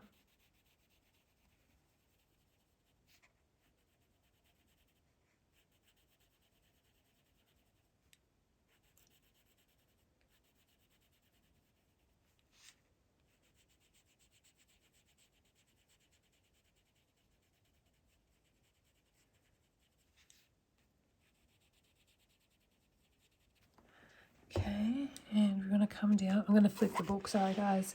Just easier for me to do it this way. Otherwise I won't be able to get light pressure if I'm leaning on the book that way. I'll end up pressing a little bit too hard. So I don't want to go all the way down to the light beam.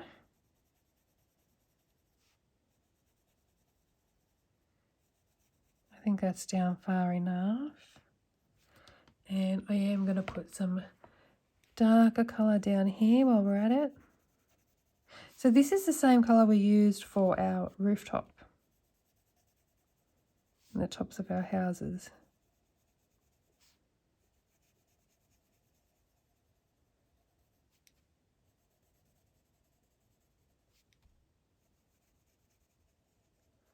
think that's enough there.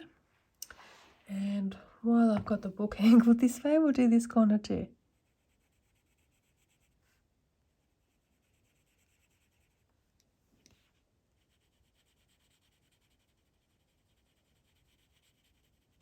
Okay.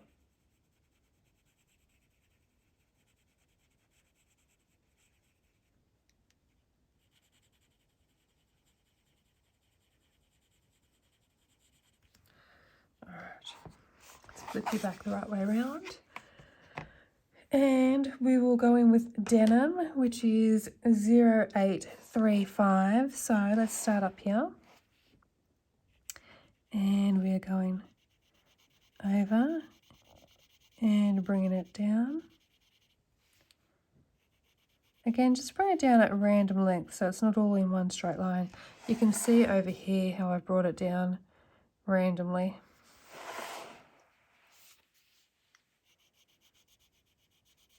And I'm just going over the top of that Payne's grey. I don't want to get too close to the moon because I am going to do some white space around there. I'm leaving a gap here for the red violet.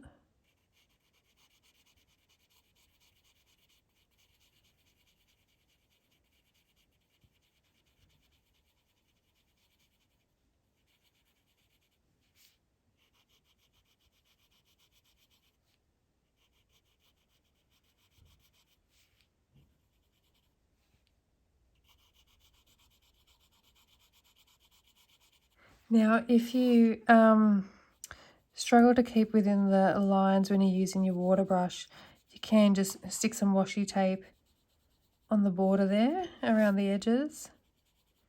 I mean, I went out the edges a few times, I think, on the other one.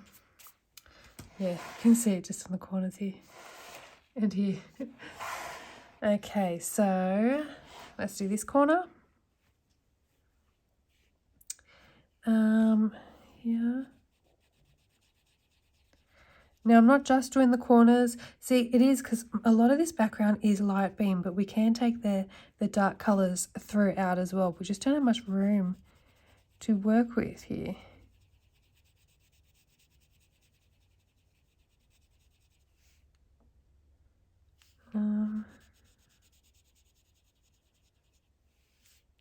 Add some darkness in here too. And then I'll do some red violet next to it.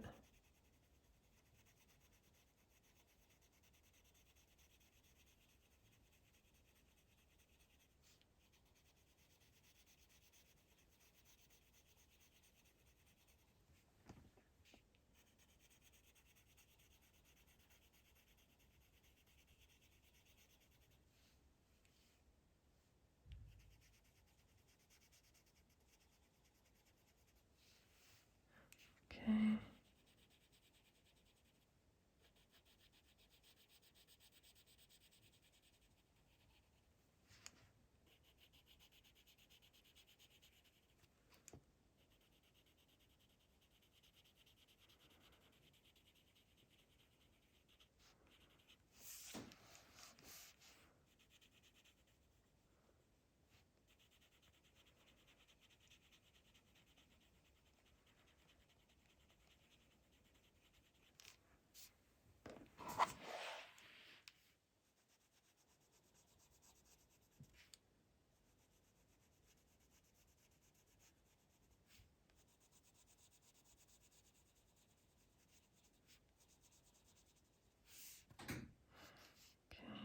Down here.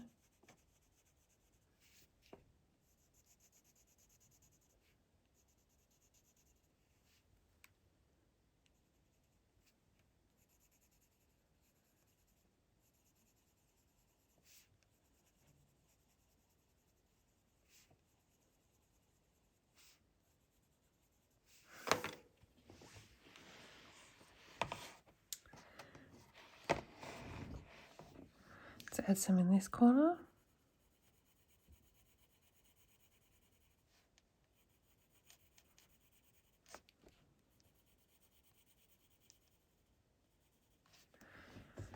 Okay.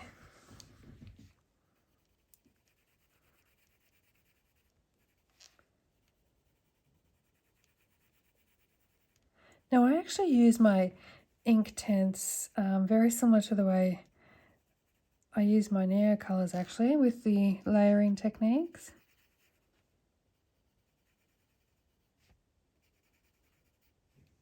I might add some up here because we've got a little bit of shadow coming off the little hill, the little mountain.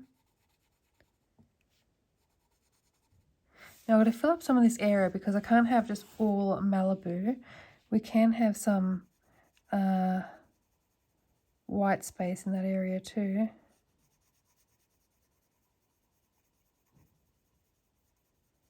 If I fill it with just Malibu, it's gonna look just like a blue sky. So let's bring some of this up here. And so I can put Malibu there. So these clouds are going to be Malibu too, so I want to add a bit of colour around them so they don't blend in too much.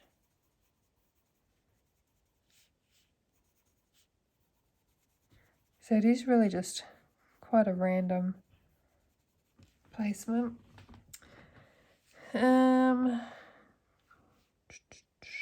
I might do a little bit more along this waterline.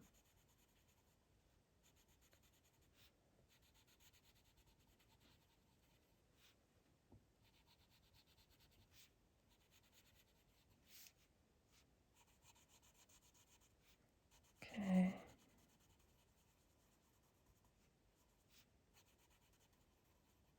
Alright, so let's now add in some of our red violet 0610 to mark out our darkest purples before we go in with our Malibu. Now I'm using this colour mostly just to bridge a gap between the blue and the purple. So I'm overlapping that blue a little bit. I'm bringing it out to that colour, to the amethyst. Okay, I'm going to do a bit more over here.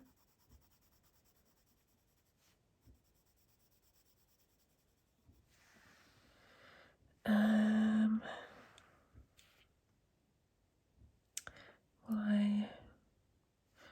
going to add some here. Where will I do it? Here.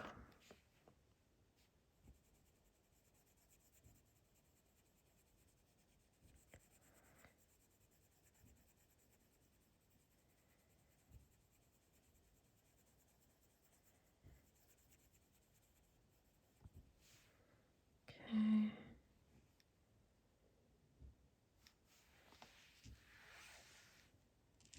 Where else? Here.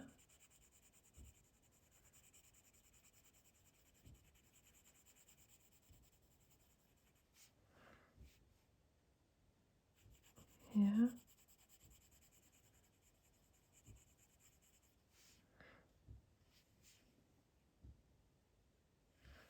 A little bit here too.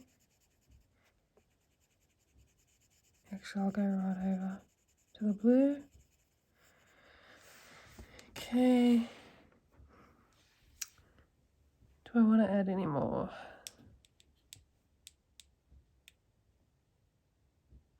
No, I think I might actually add a little bit up here.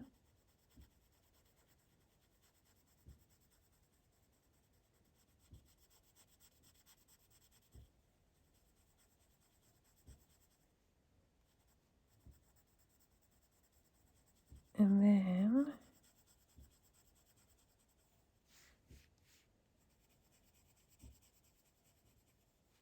what I'll do is go back in with the amethyst again, fill in that gap.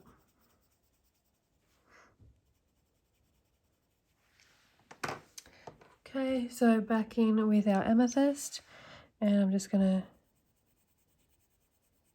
fill this in a bit.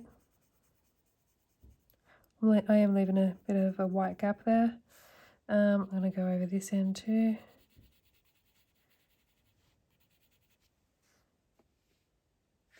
And over here, because it'll then merge that lighter colour, this amethyst colour, into Malibu, where the red violet doesn't really merge that well. Okay, so now we're on to Malibu, which is our last colour and our lightest colour. So we're going to fill in some of these gaps and leave some white space too. So if we start up here,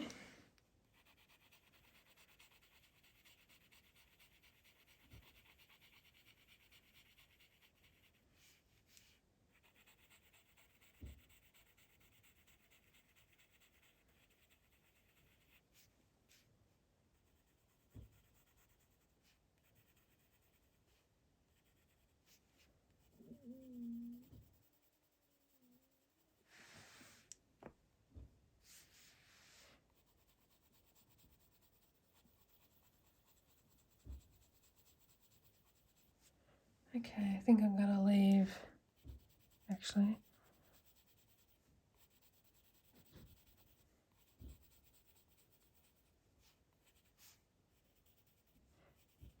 now I'll leave that white space.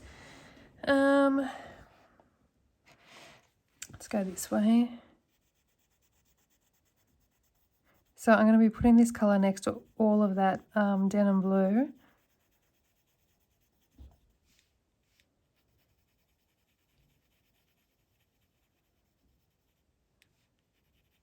I'll leave a little bit of white space there up here. And let's bring this one down.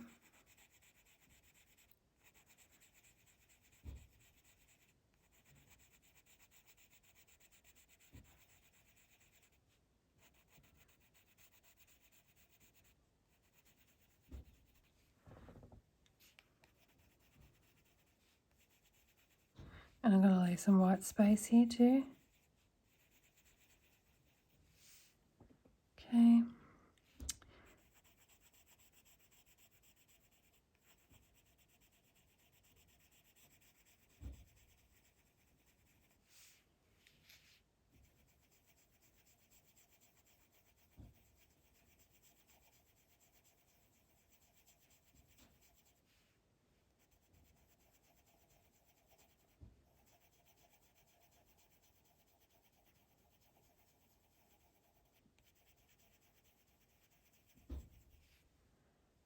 Let's go up from here.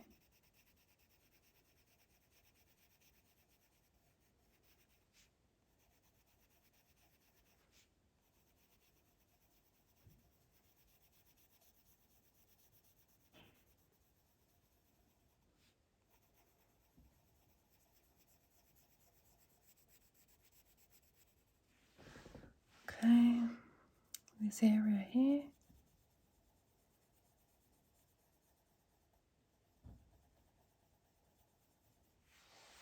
I'm going to leave some white space up the top there, and there, and then let's fill this in.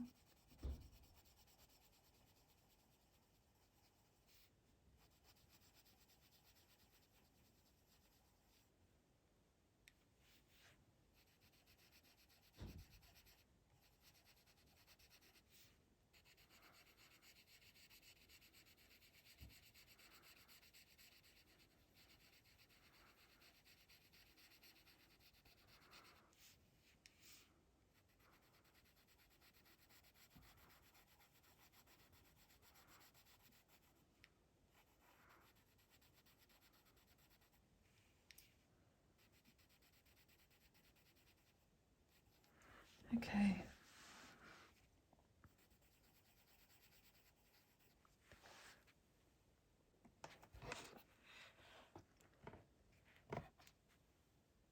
All right, that's where we're going to leave our first base layer. Now we can manipulate the colors on our second layer if we want more purple, if you want more darker spots, lighter spots, etc. So what I'm going to do now is activate all of it and see how it looks while it's drying, and then we'll come back and do our second layer. Now, because we do have different colors mixed in here, the purples and the blues, we don't want to muddy it. So as you're coming to the end of the blue, make sure you clean your brush off, because it will have a little bit color on before you go into the purple section. So we're going to work section by section, and you'll see here as well as I'm doing the dark colors how I blot it so I don't get any harsh lines. So let's get started.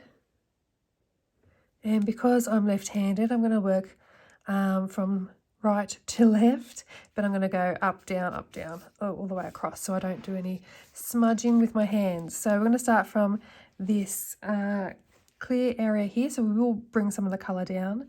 I'm not too fussed about that with this first application because we can do that with our next layers. So we're coming into the purple here, so I've wiped off my brush.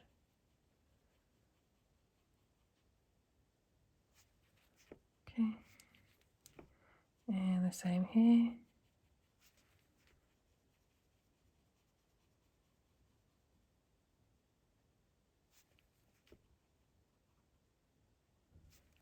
Okay.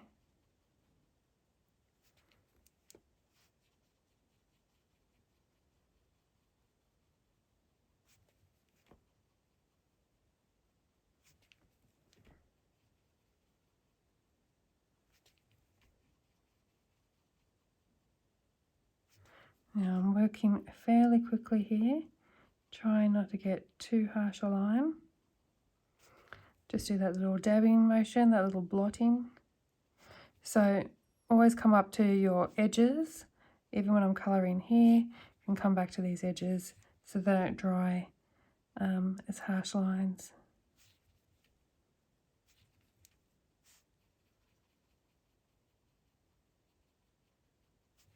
Okay. But any lines we will fix when we do our second layer.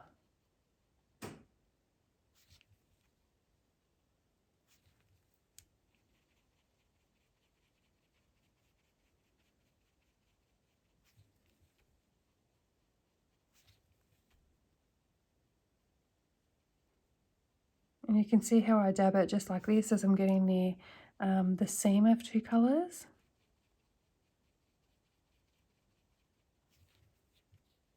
To try and avoid any potential lines.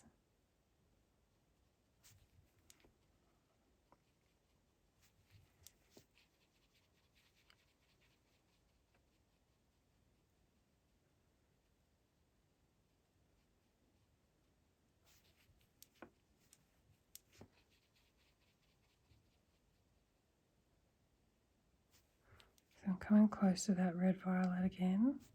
So I'm just going to dab that little edge there so it's not so rough, because then I'm going to come from here back out to the blue.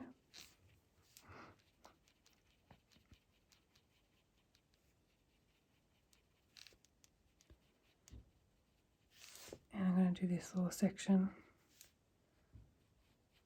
onto here.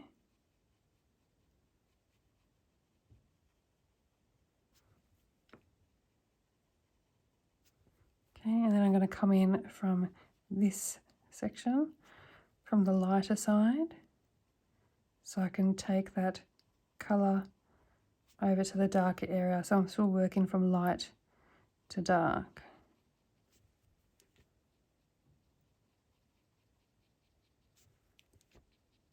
And just blot that edge.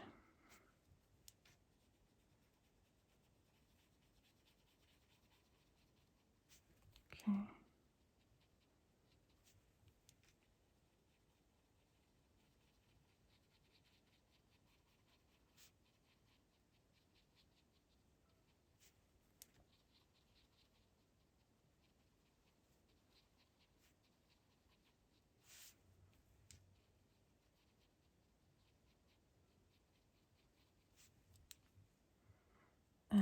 From here.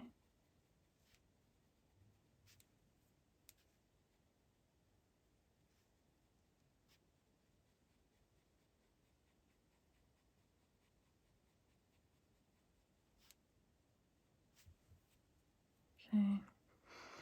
And from here, going through our lighter section.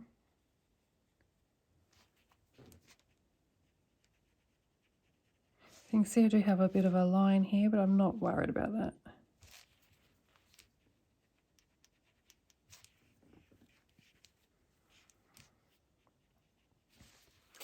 page is starting to warp.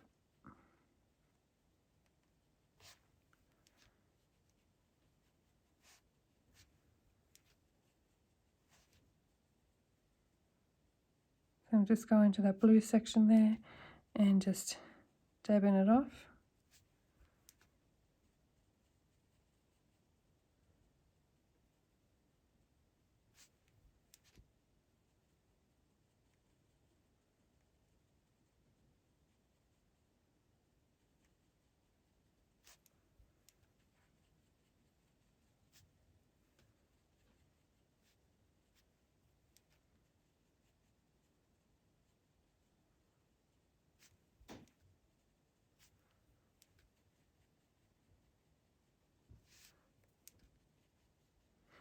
Okay, we're going to start working from the blue colour in a second. So coming in this way.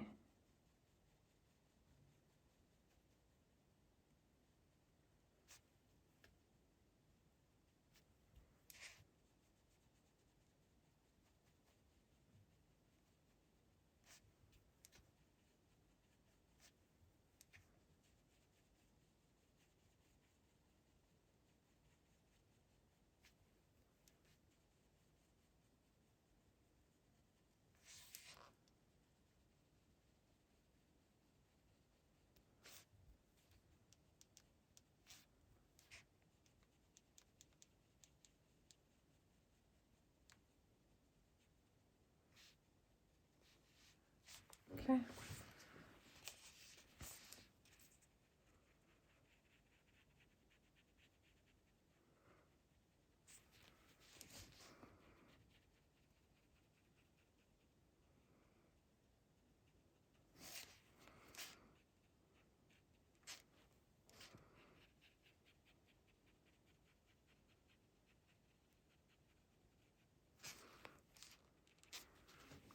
I just have to turn the book a little bit, guys. I'll start from this side.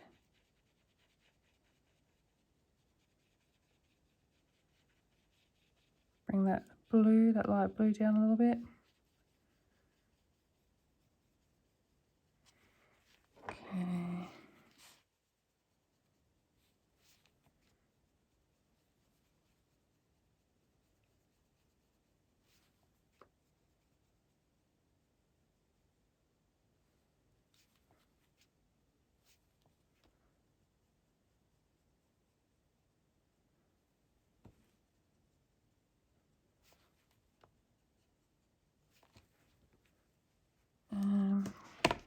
Let's do this section. Just bring that down through the white a little bit.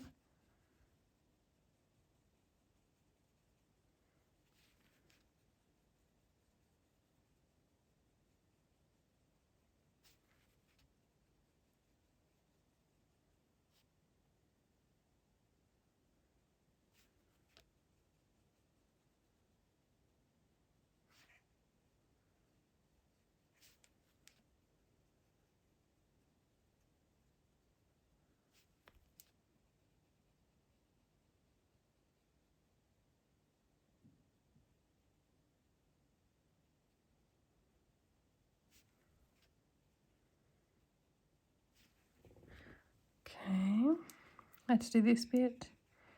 It's all nice and light. Bring that blue through a bit.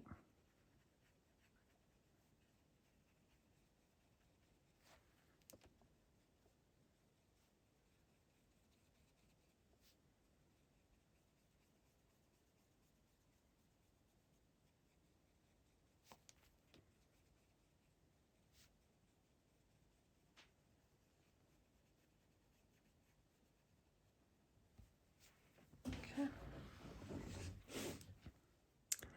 Let's start from here.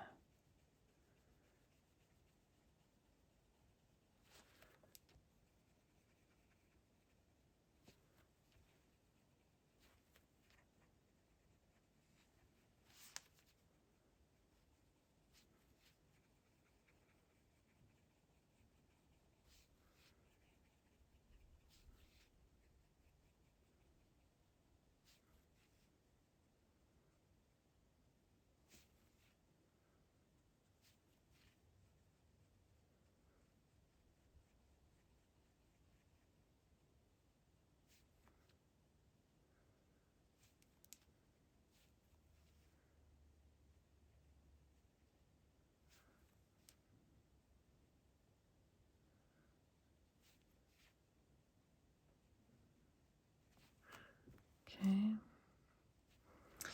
I did say I was going to go up, down, didn't I? You can start to see the colours coming together now. I quite like the colour placement. I think we did a good job. Okay, so that's wet. My hand's going to get wet. All right, let's start here.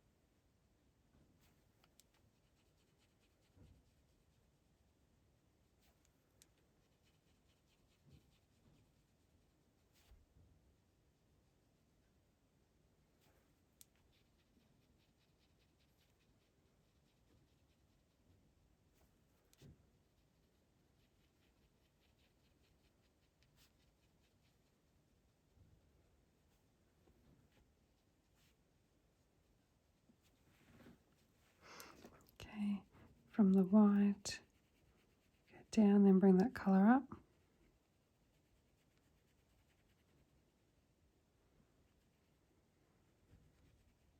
So when I start in the white, it actually wets the paper that little bit to help drag the colour up.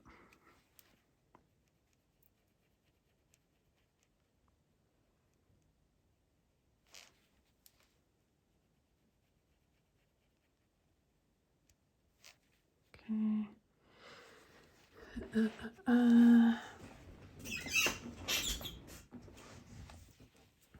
Start down this little bit.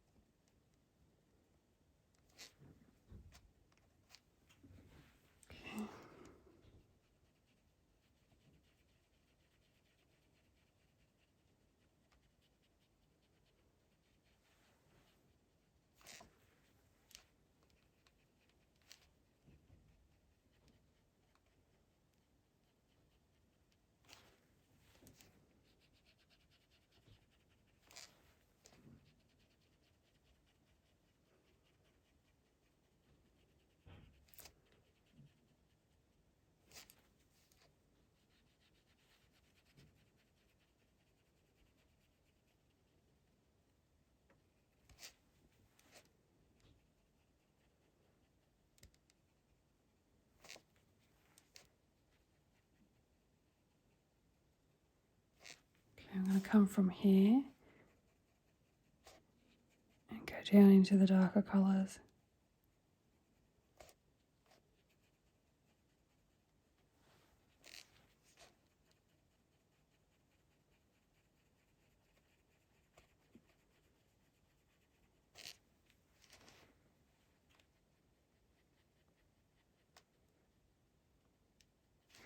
Just blotting it a little bit here at the join.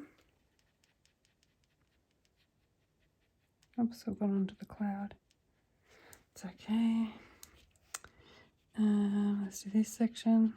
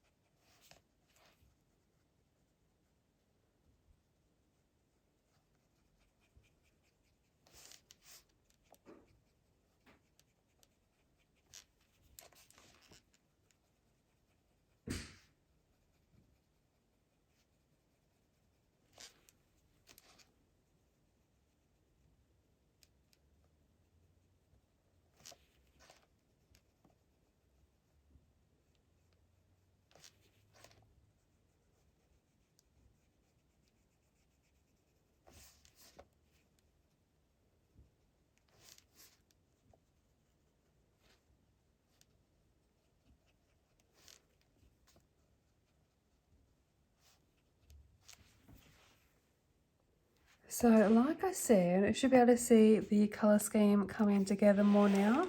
So that is the final product. That is one coat. So the top section is dry already. So we're going to go and do our second coat. We might do the whole top section. I'll show you what it looks like completed compared to the bottom section. So we're going to start using our amethyst again, which is 0735, and I'm going to colour over the entire purple section, so the amethyst and the darker one, which is red violet.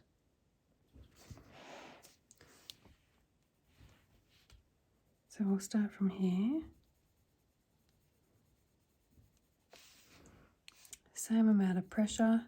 We now have a good idea of where our colours are sitting, so we can extend them if you want, or put less of a colour if you want to.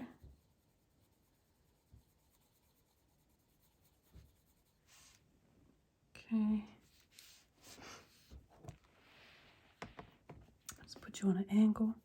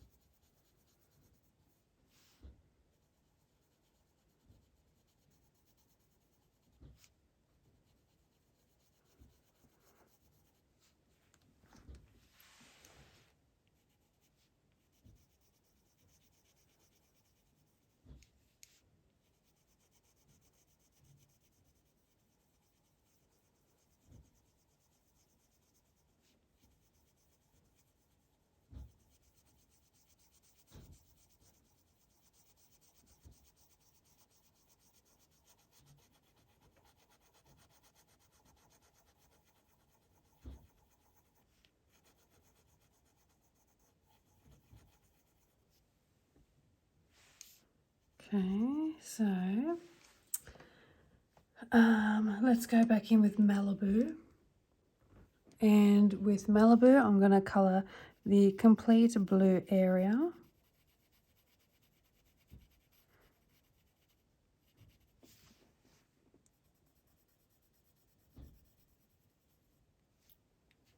So we're going over even the darkest colours.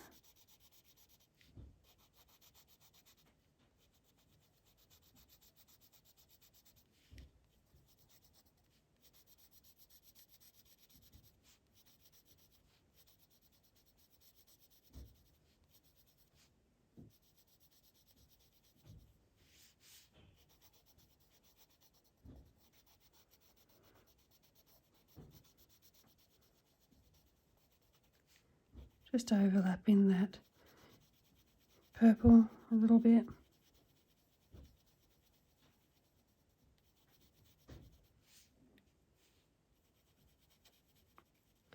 Keeping it fairly light around the moon. Okay.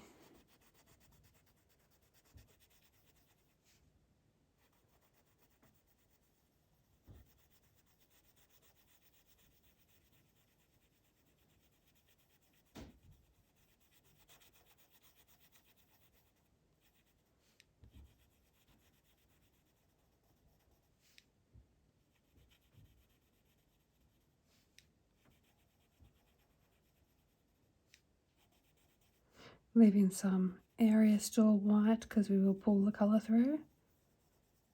And keep that nice and highlighted.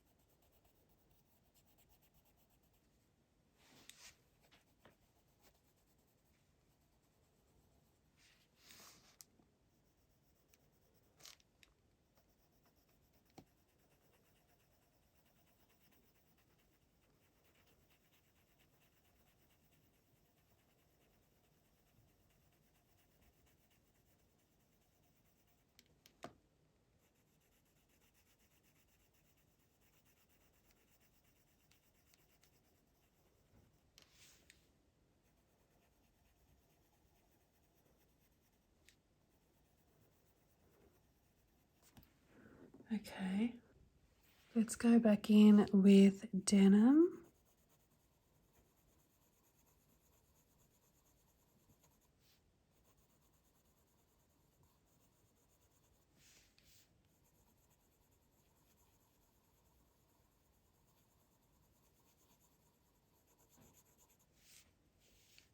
Okay.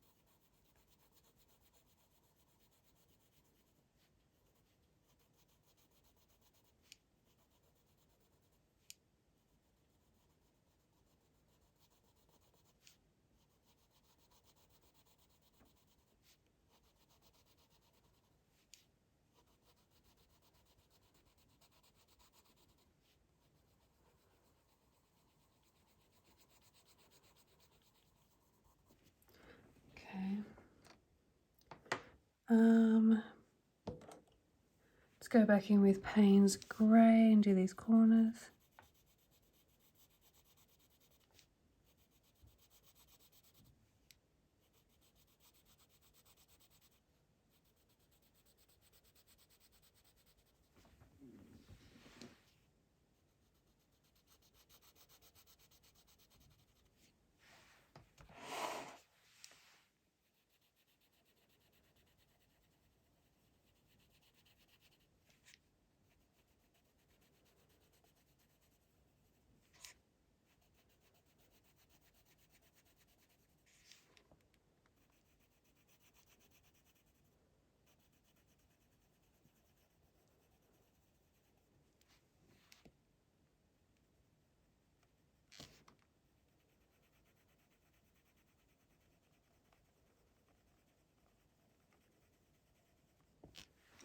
Okay, and our last colour is our red violet.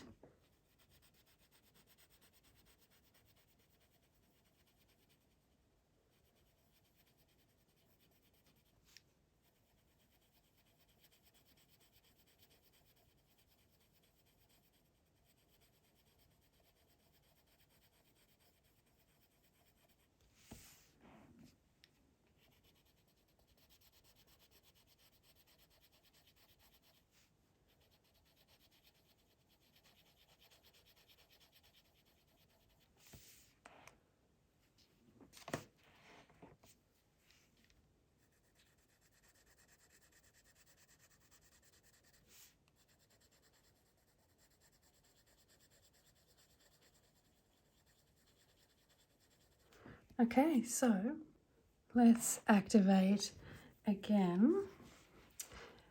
Okay, so I'm going to start here.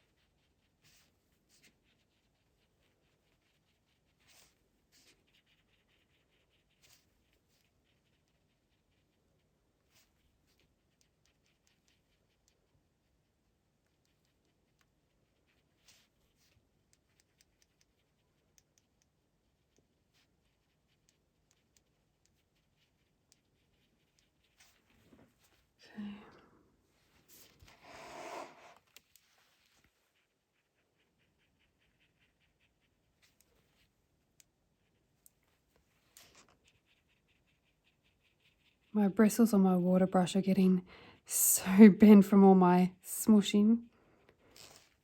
So when I use my Neo colours, I could tend to do this and smush them all together.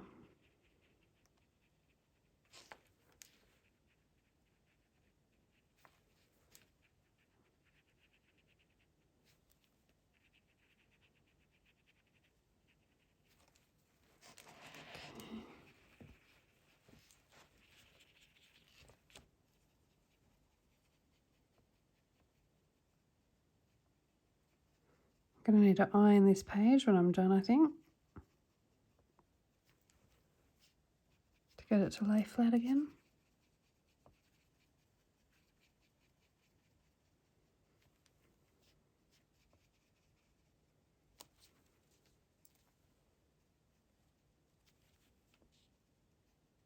So see how I just smushed that colour around a little bit at the end? Because I'm smushing it onto already activated colour, it just sort of blends it out. I just keep wiping my brush down to get the colour off it.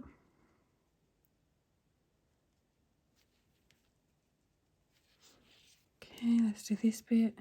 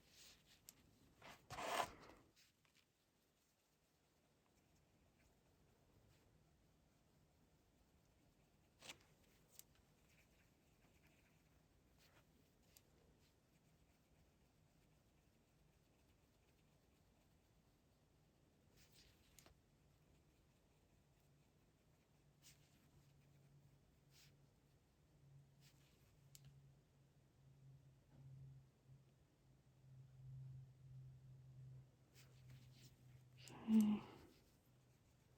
Oops. Didn't clean my brush off.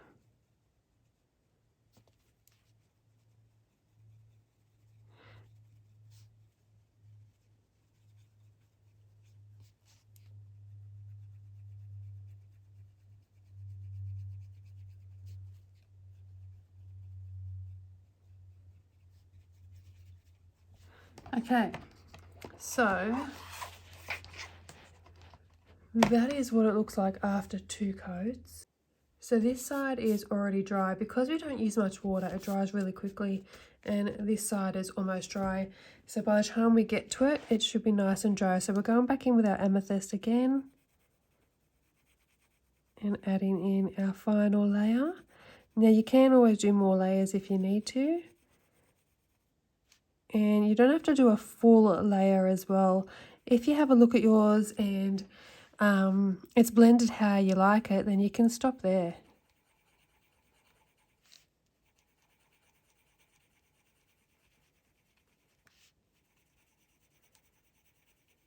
But you can always add in more. I think the most I've done is 3-4 layers, and then sort of like spot coloured just areas where they might need a little extra attention. So you could just go in and, for example, smooth out this little line here and leave it at that.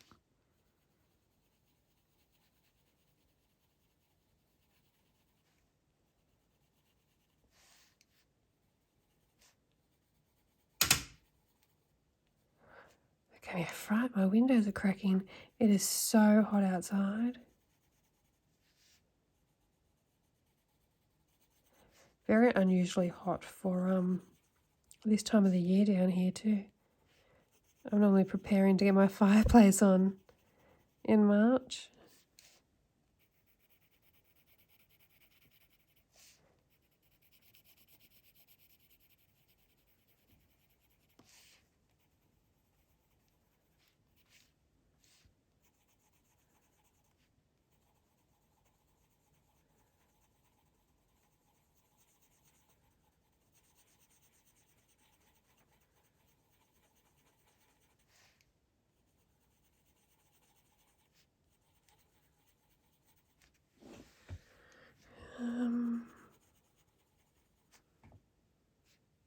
Okay, that's it.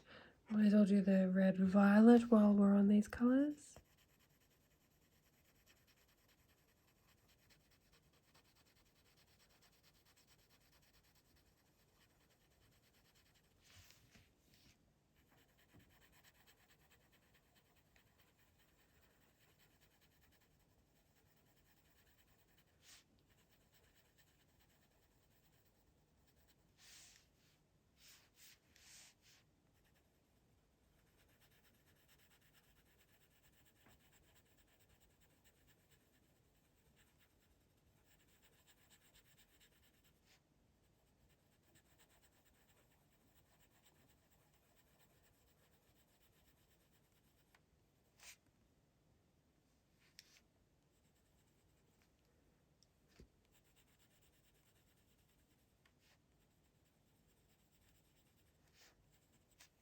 Okay, back to Malibu.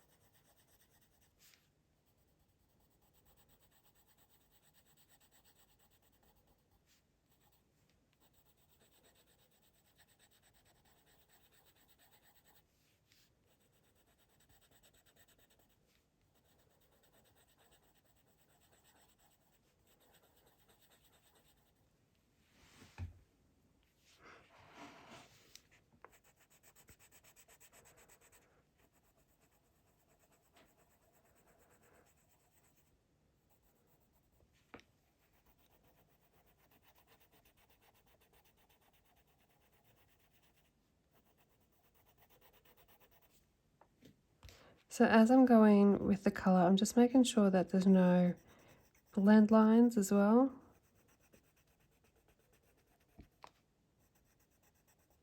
Especially since this is going to be our final coat, hopefully.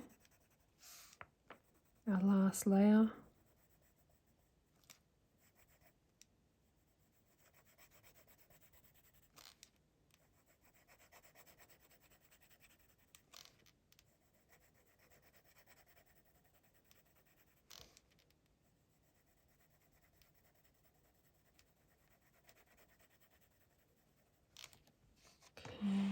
just go over this bit here again,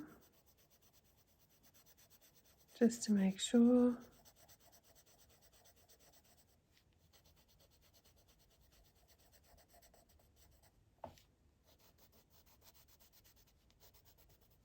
Just want to make sure it's a seamless transition.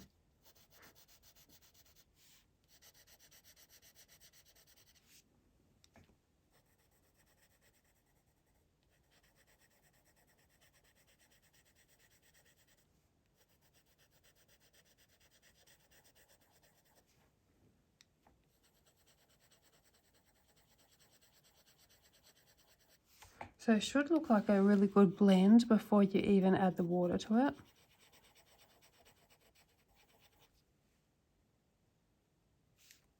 Okay.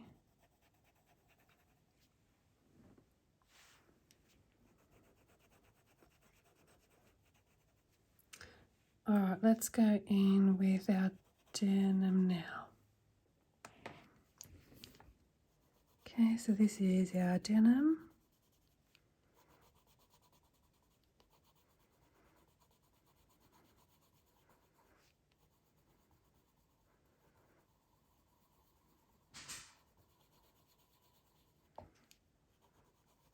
So downstairs window's creaking because it's so hot outside and so cool inside.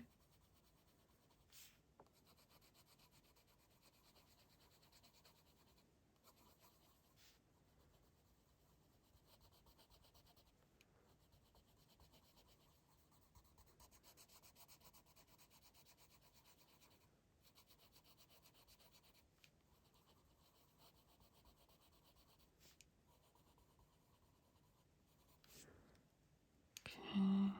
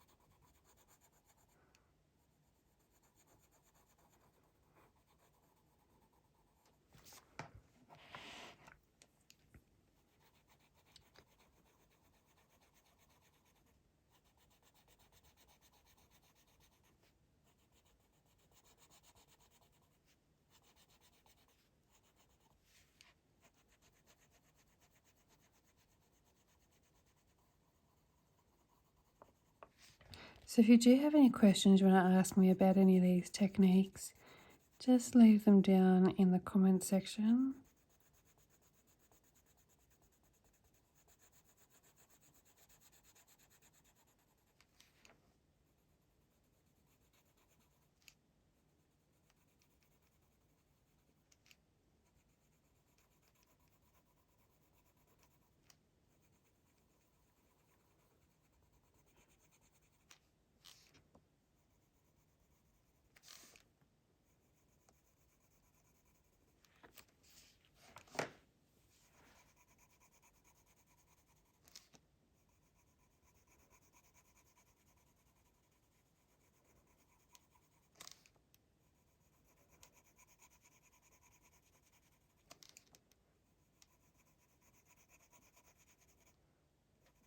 Okay.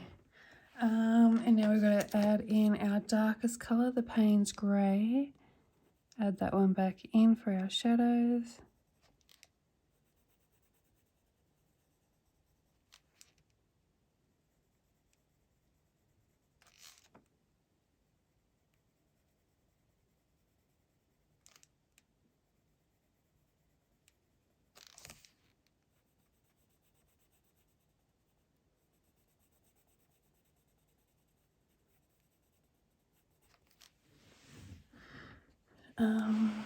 And over here too.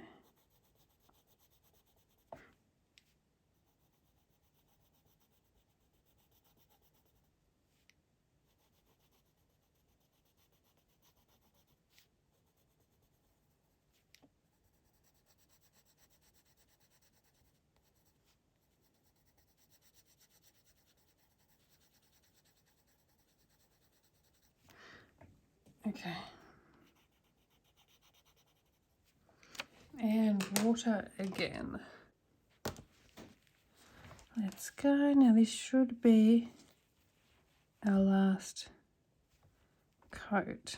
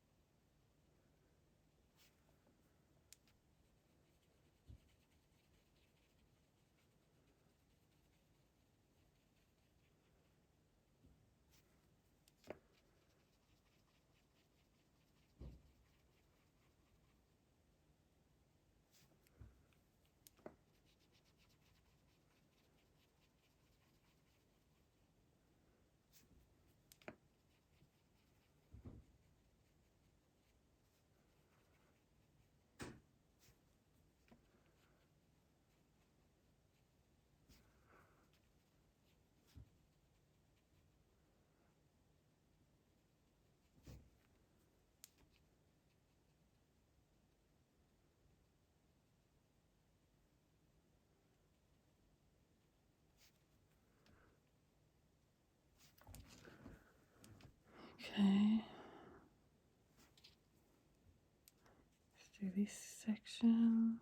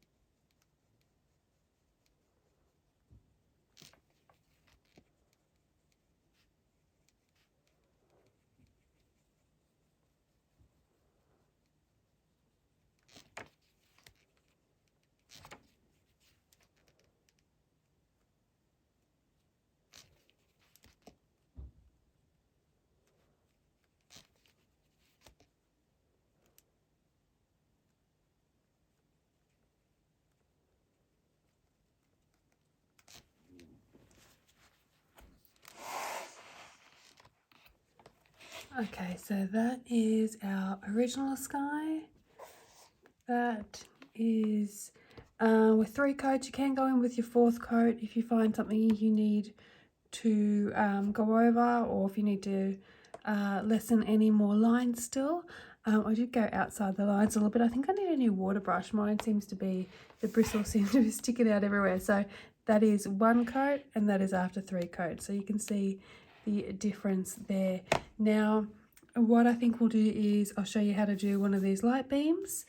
And what colours did I use for this? I think I used the amethyst, Malibu, and gold. Now, where's my gold? Here it is. So I'm going to use one at a time, like I did over here, just so the colours don't muddy themselves up. So I'm going to go with Malibu because it's going to be mostly blue. I'm going to keep pink close to the lighthouse and inside the lighthouse, and the yellows closer to the end. So, and I only want it to be light. So we're basically doing the same thing as we did with the houses. Actually, I'll do a cloud while I've got the Malibu in my hand as well. So I'll do the bottom of this cloud.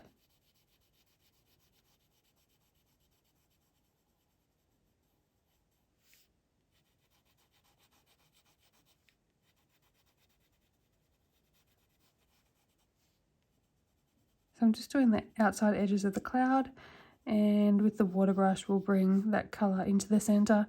And I'm not going to do, I don't think I'm going to do that cloud. I'm going to go around it.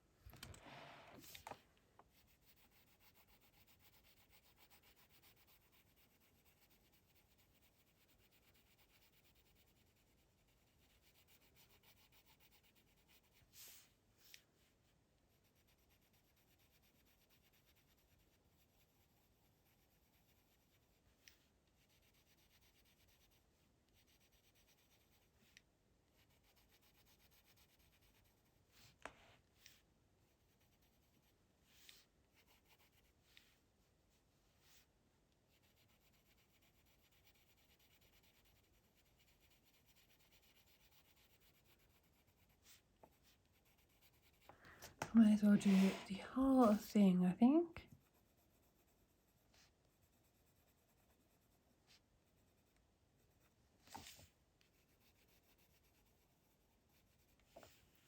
Okay, I think that's enough. Okay, let's activate.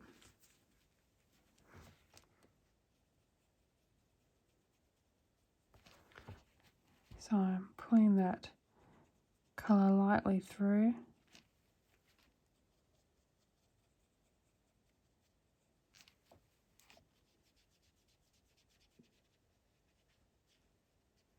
Once this is dry, we will add in some more, some of the amethyst and some of the gold as well.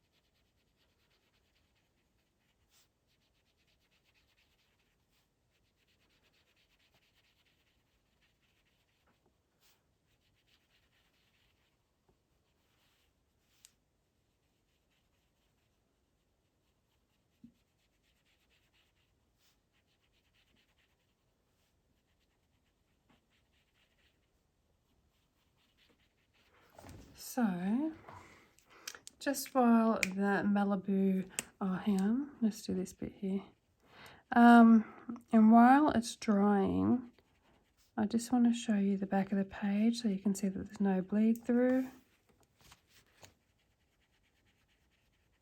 I think that's all I'm going to do with the clouds. I'm not going to add in any more colour. So let's just have a look at the back of the page here. So you can see here we have a little bit of wrinkles, but other than that, no bleed through. So we're going to add in some amethyst and some gold in a second, and then at the end what we're going to do is put this Folk Art Extreme Glitter, the hologram, on top of our light beam, so you get that beautiful sparkle that we've got over here. And those stars and the moon are the Fly Sea glitter markers by Lightwish that I reviewed the other week. So we're going to use them on our moon and our stars. And that's it. So once we finish these light beams, what I think I'm going to do is stop talking and put some music on and colour the rest. I'll colour it all on camera so you can see, but I might need to speed it up maybe, depending on how long this video is. I think it's going to be fairly long because I've been at this pretty much all day, I think. So yeah, let's finish off these beams. They're almost dry, and then I'll stop talking and go in and finish all the other details while you watch me. So I've coloured 2 of the houses for you, some of the hill and the path, some of the water, the sky, the lighthouse, and the smoke. So I've coloured at least one of everything so we can all go in and finish this page together. Okay, I think we're dry enough now. We're going to add in the amethyst. So I'm going to put some here in the centre of the lighthouse here. And then coming out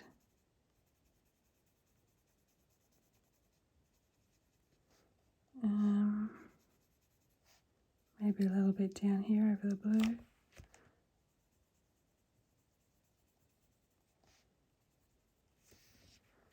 Okay, and over here.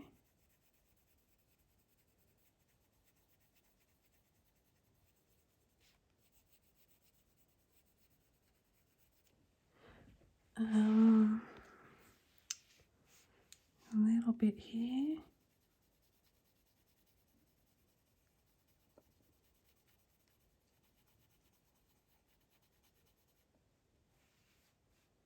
And here.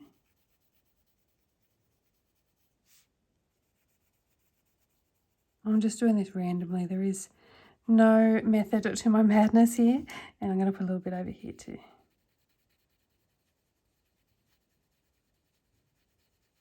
Okay, let's activate that, and then we'll use a little bit of the gold.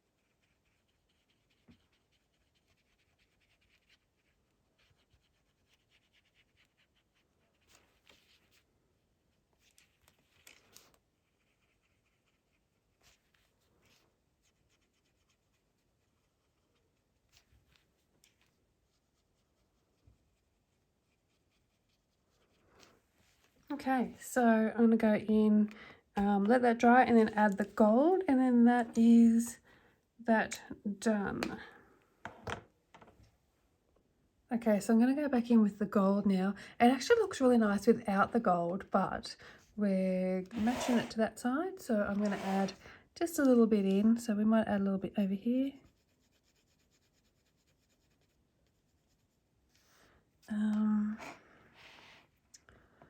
Maybe some here.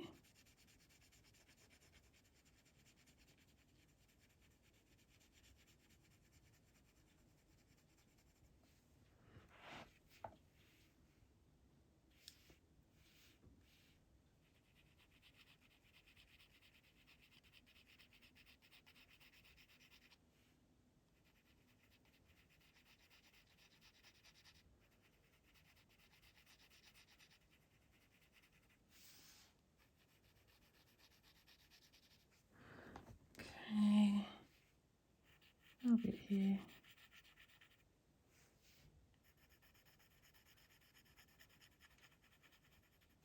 Okay, I think that's enough, so let's activate the gold.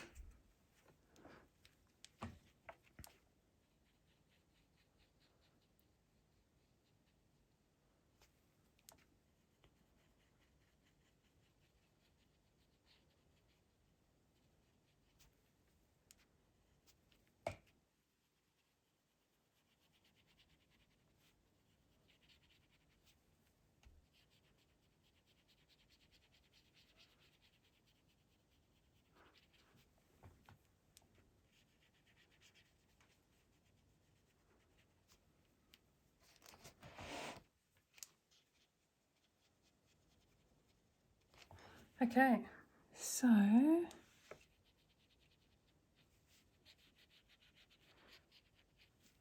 that is a little bit of everything coloured. So what I'm going to do now is put on some background music and start colouring the rest, and I may need to speed it up a little bit just so the video isn't too long, but you can slow it back down again by changing the speed in your settings. So I hope you have found this video helpful, and please stick around to watch the rest of it come to life. Thank you.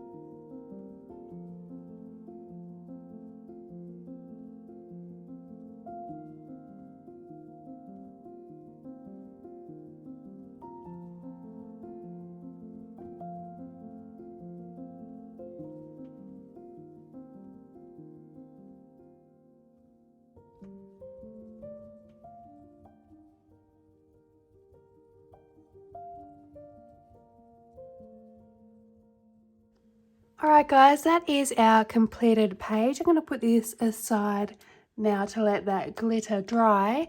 If you do have any questions about today's tutorial, please leave them in the comment section down below. And if you think there's something that I've missed that you'd like me to talk about, let me know also down in the comment section.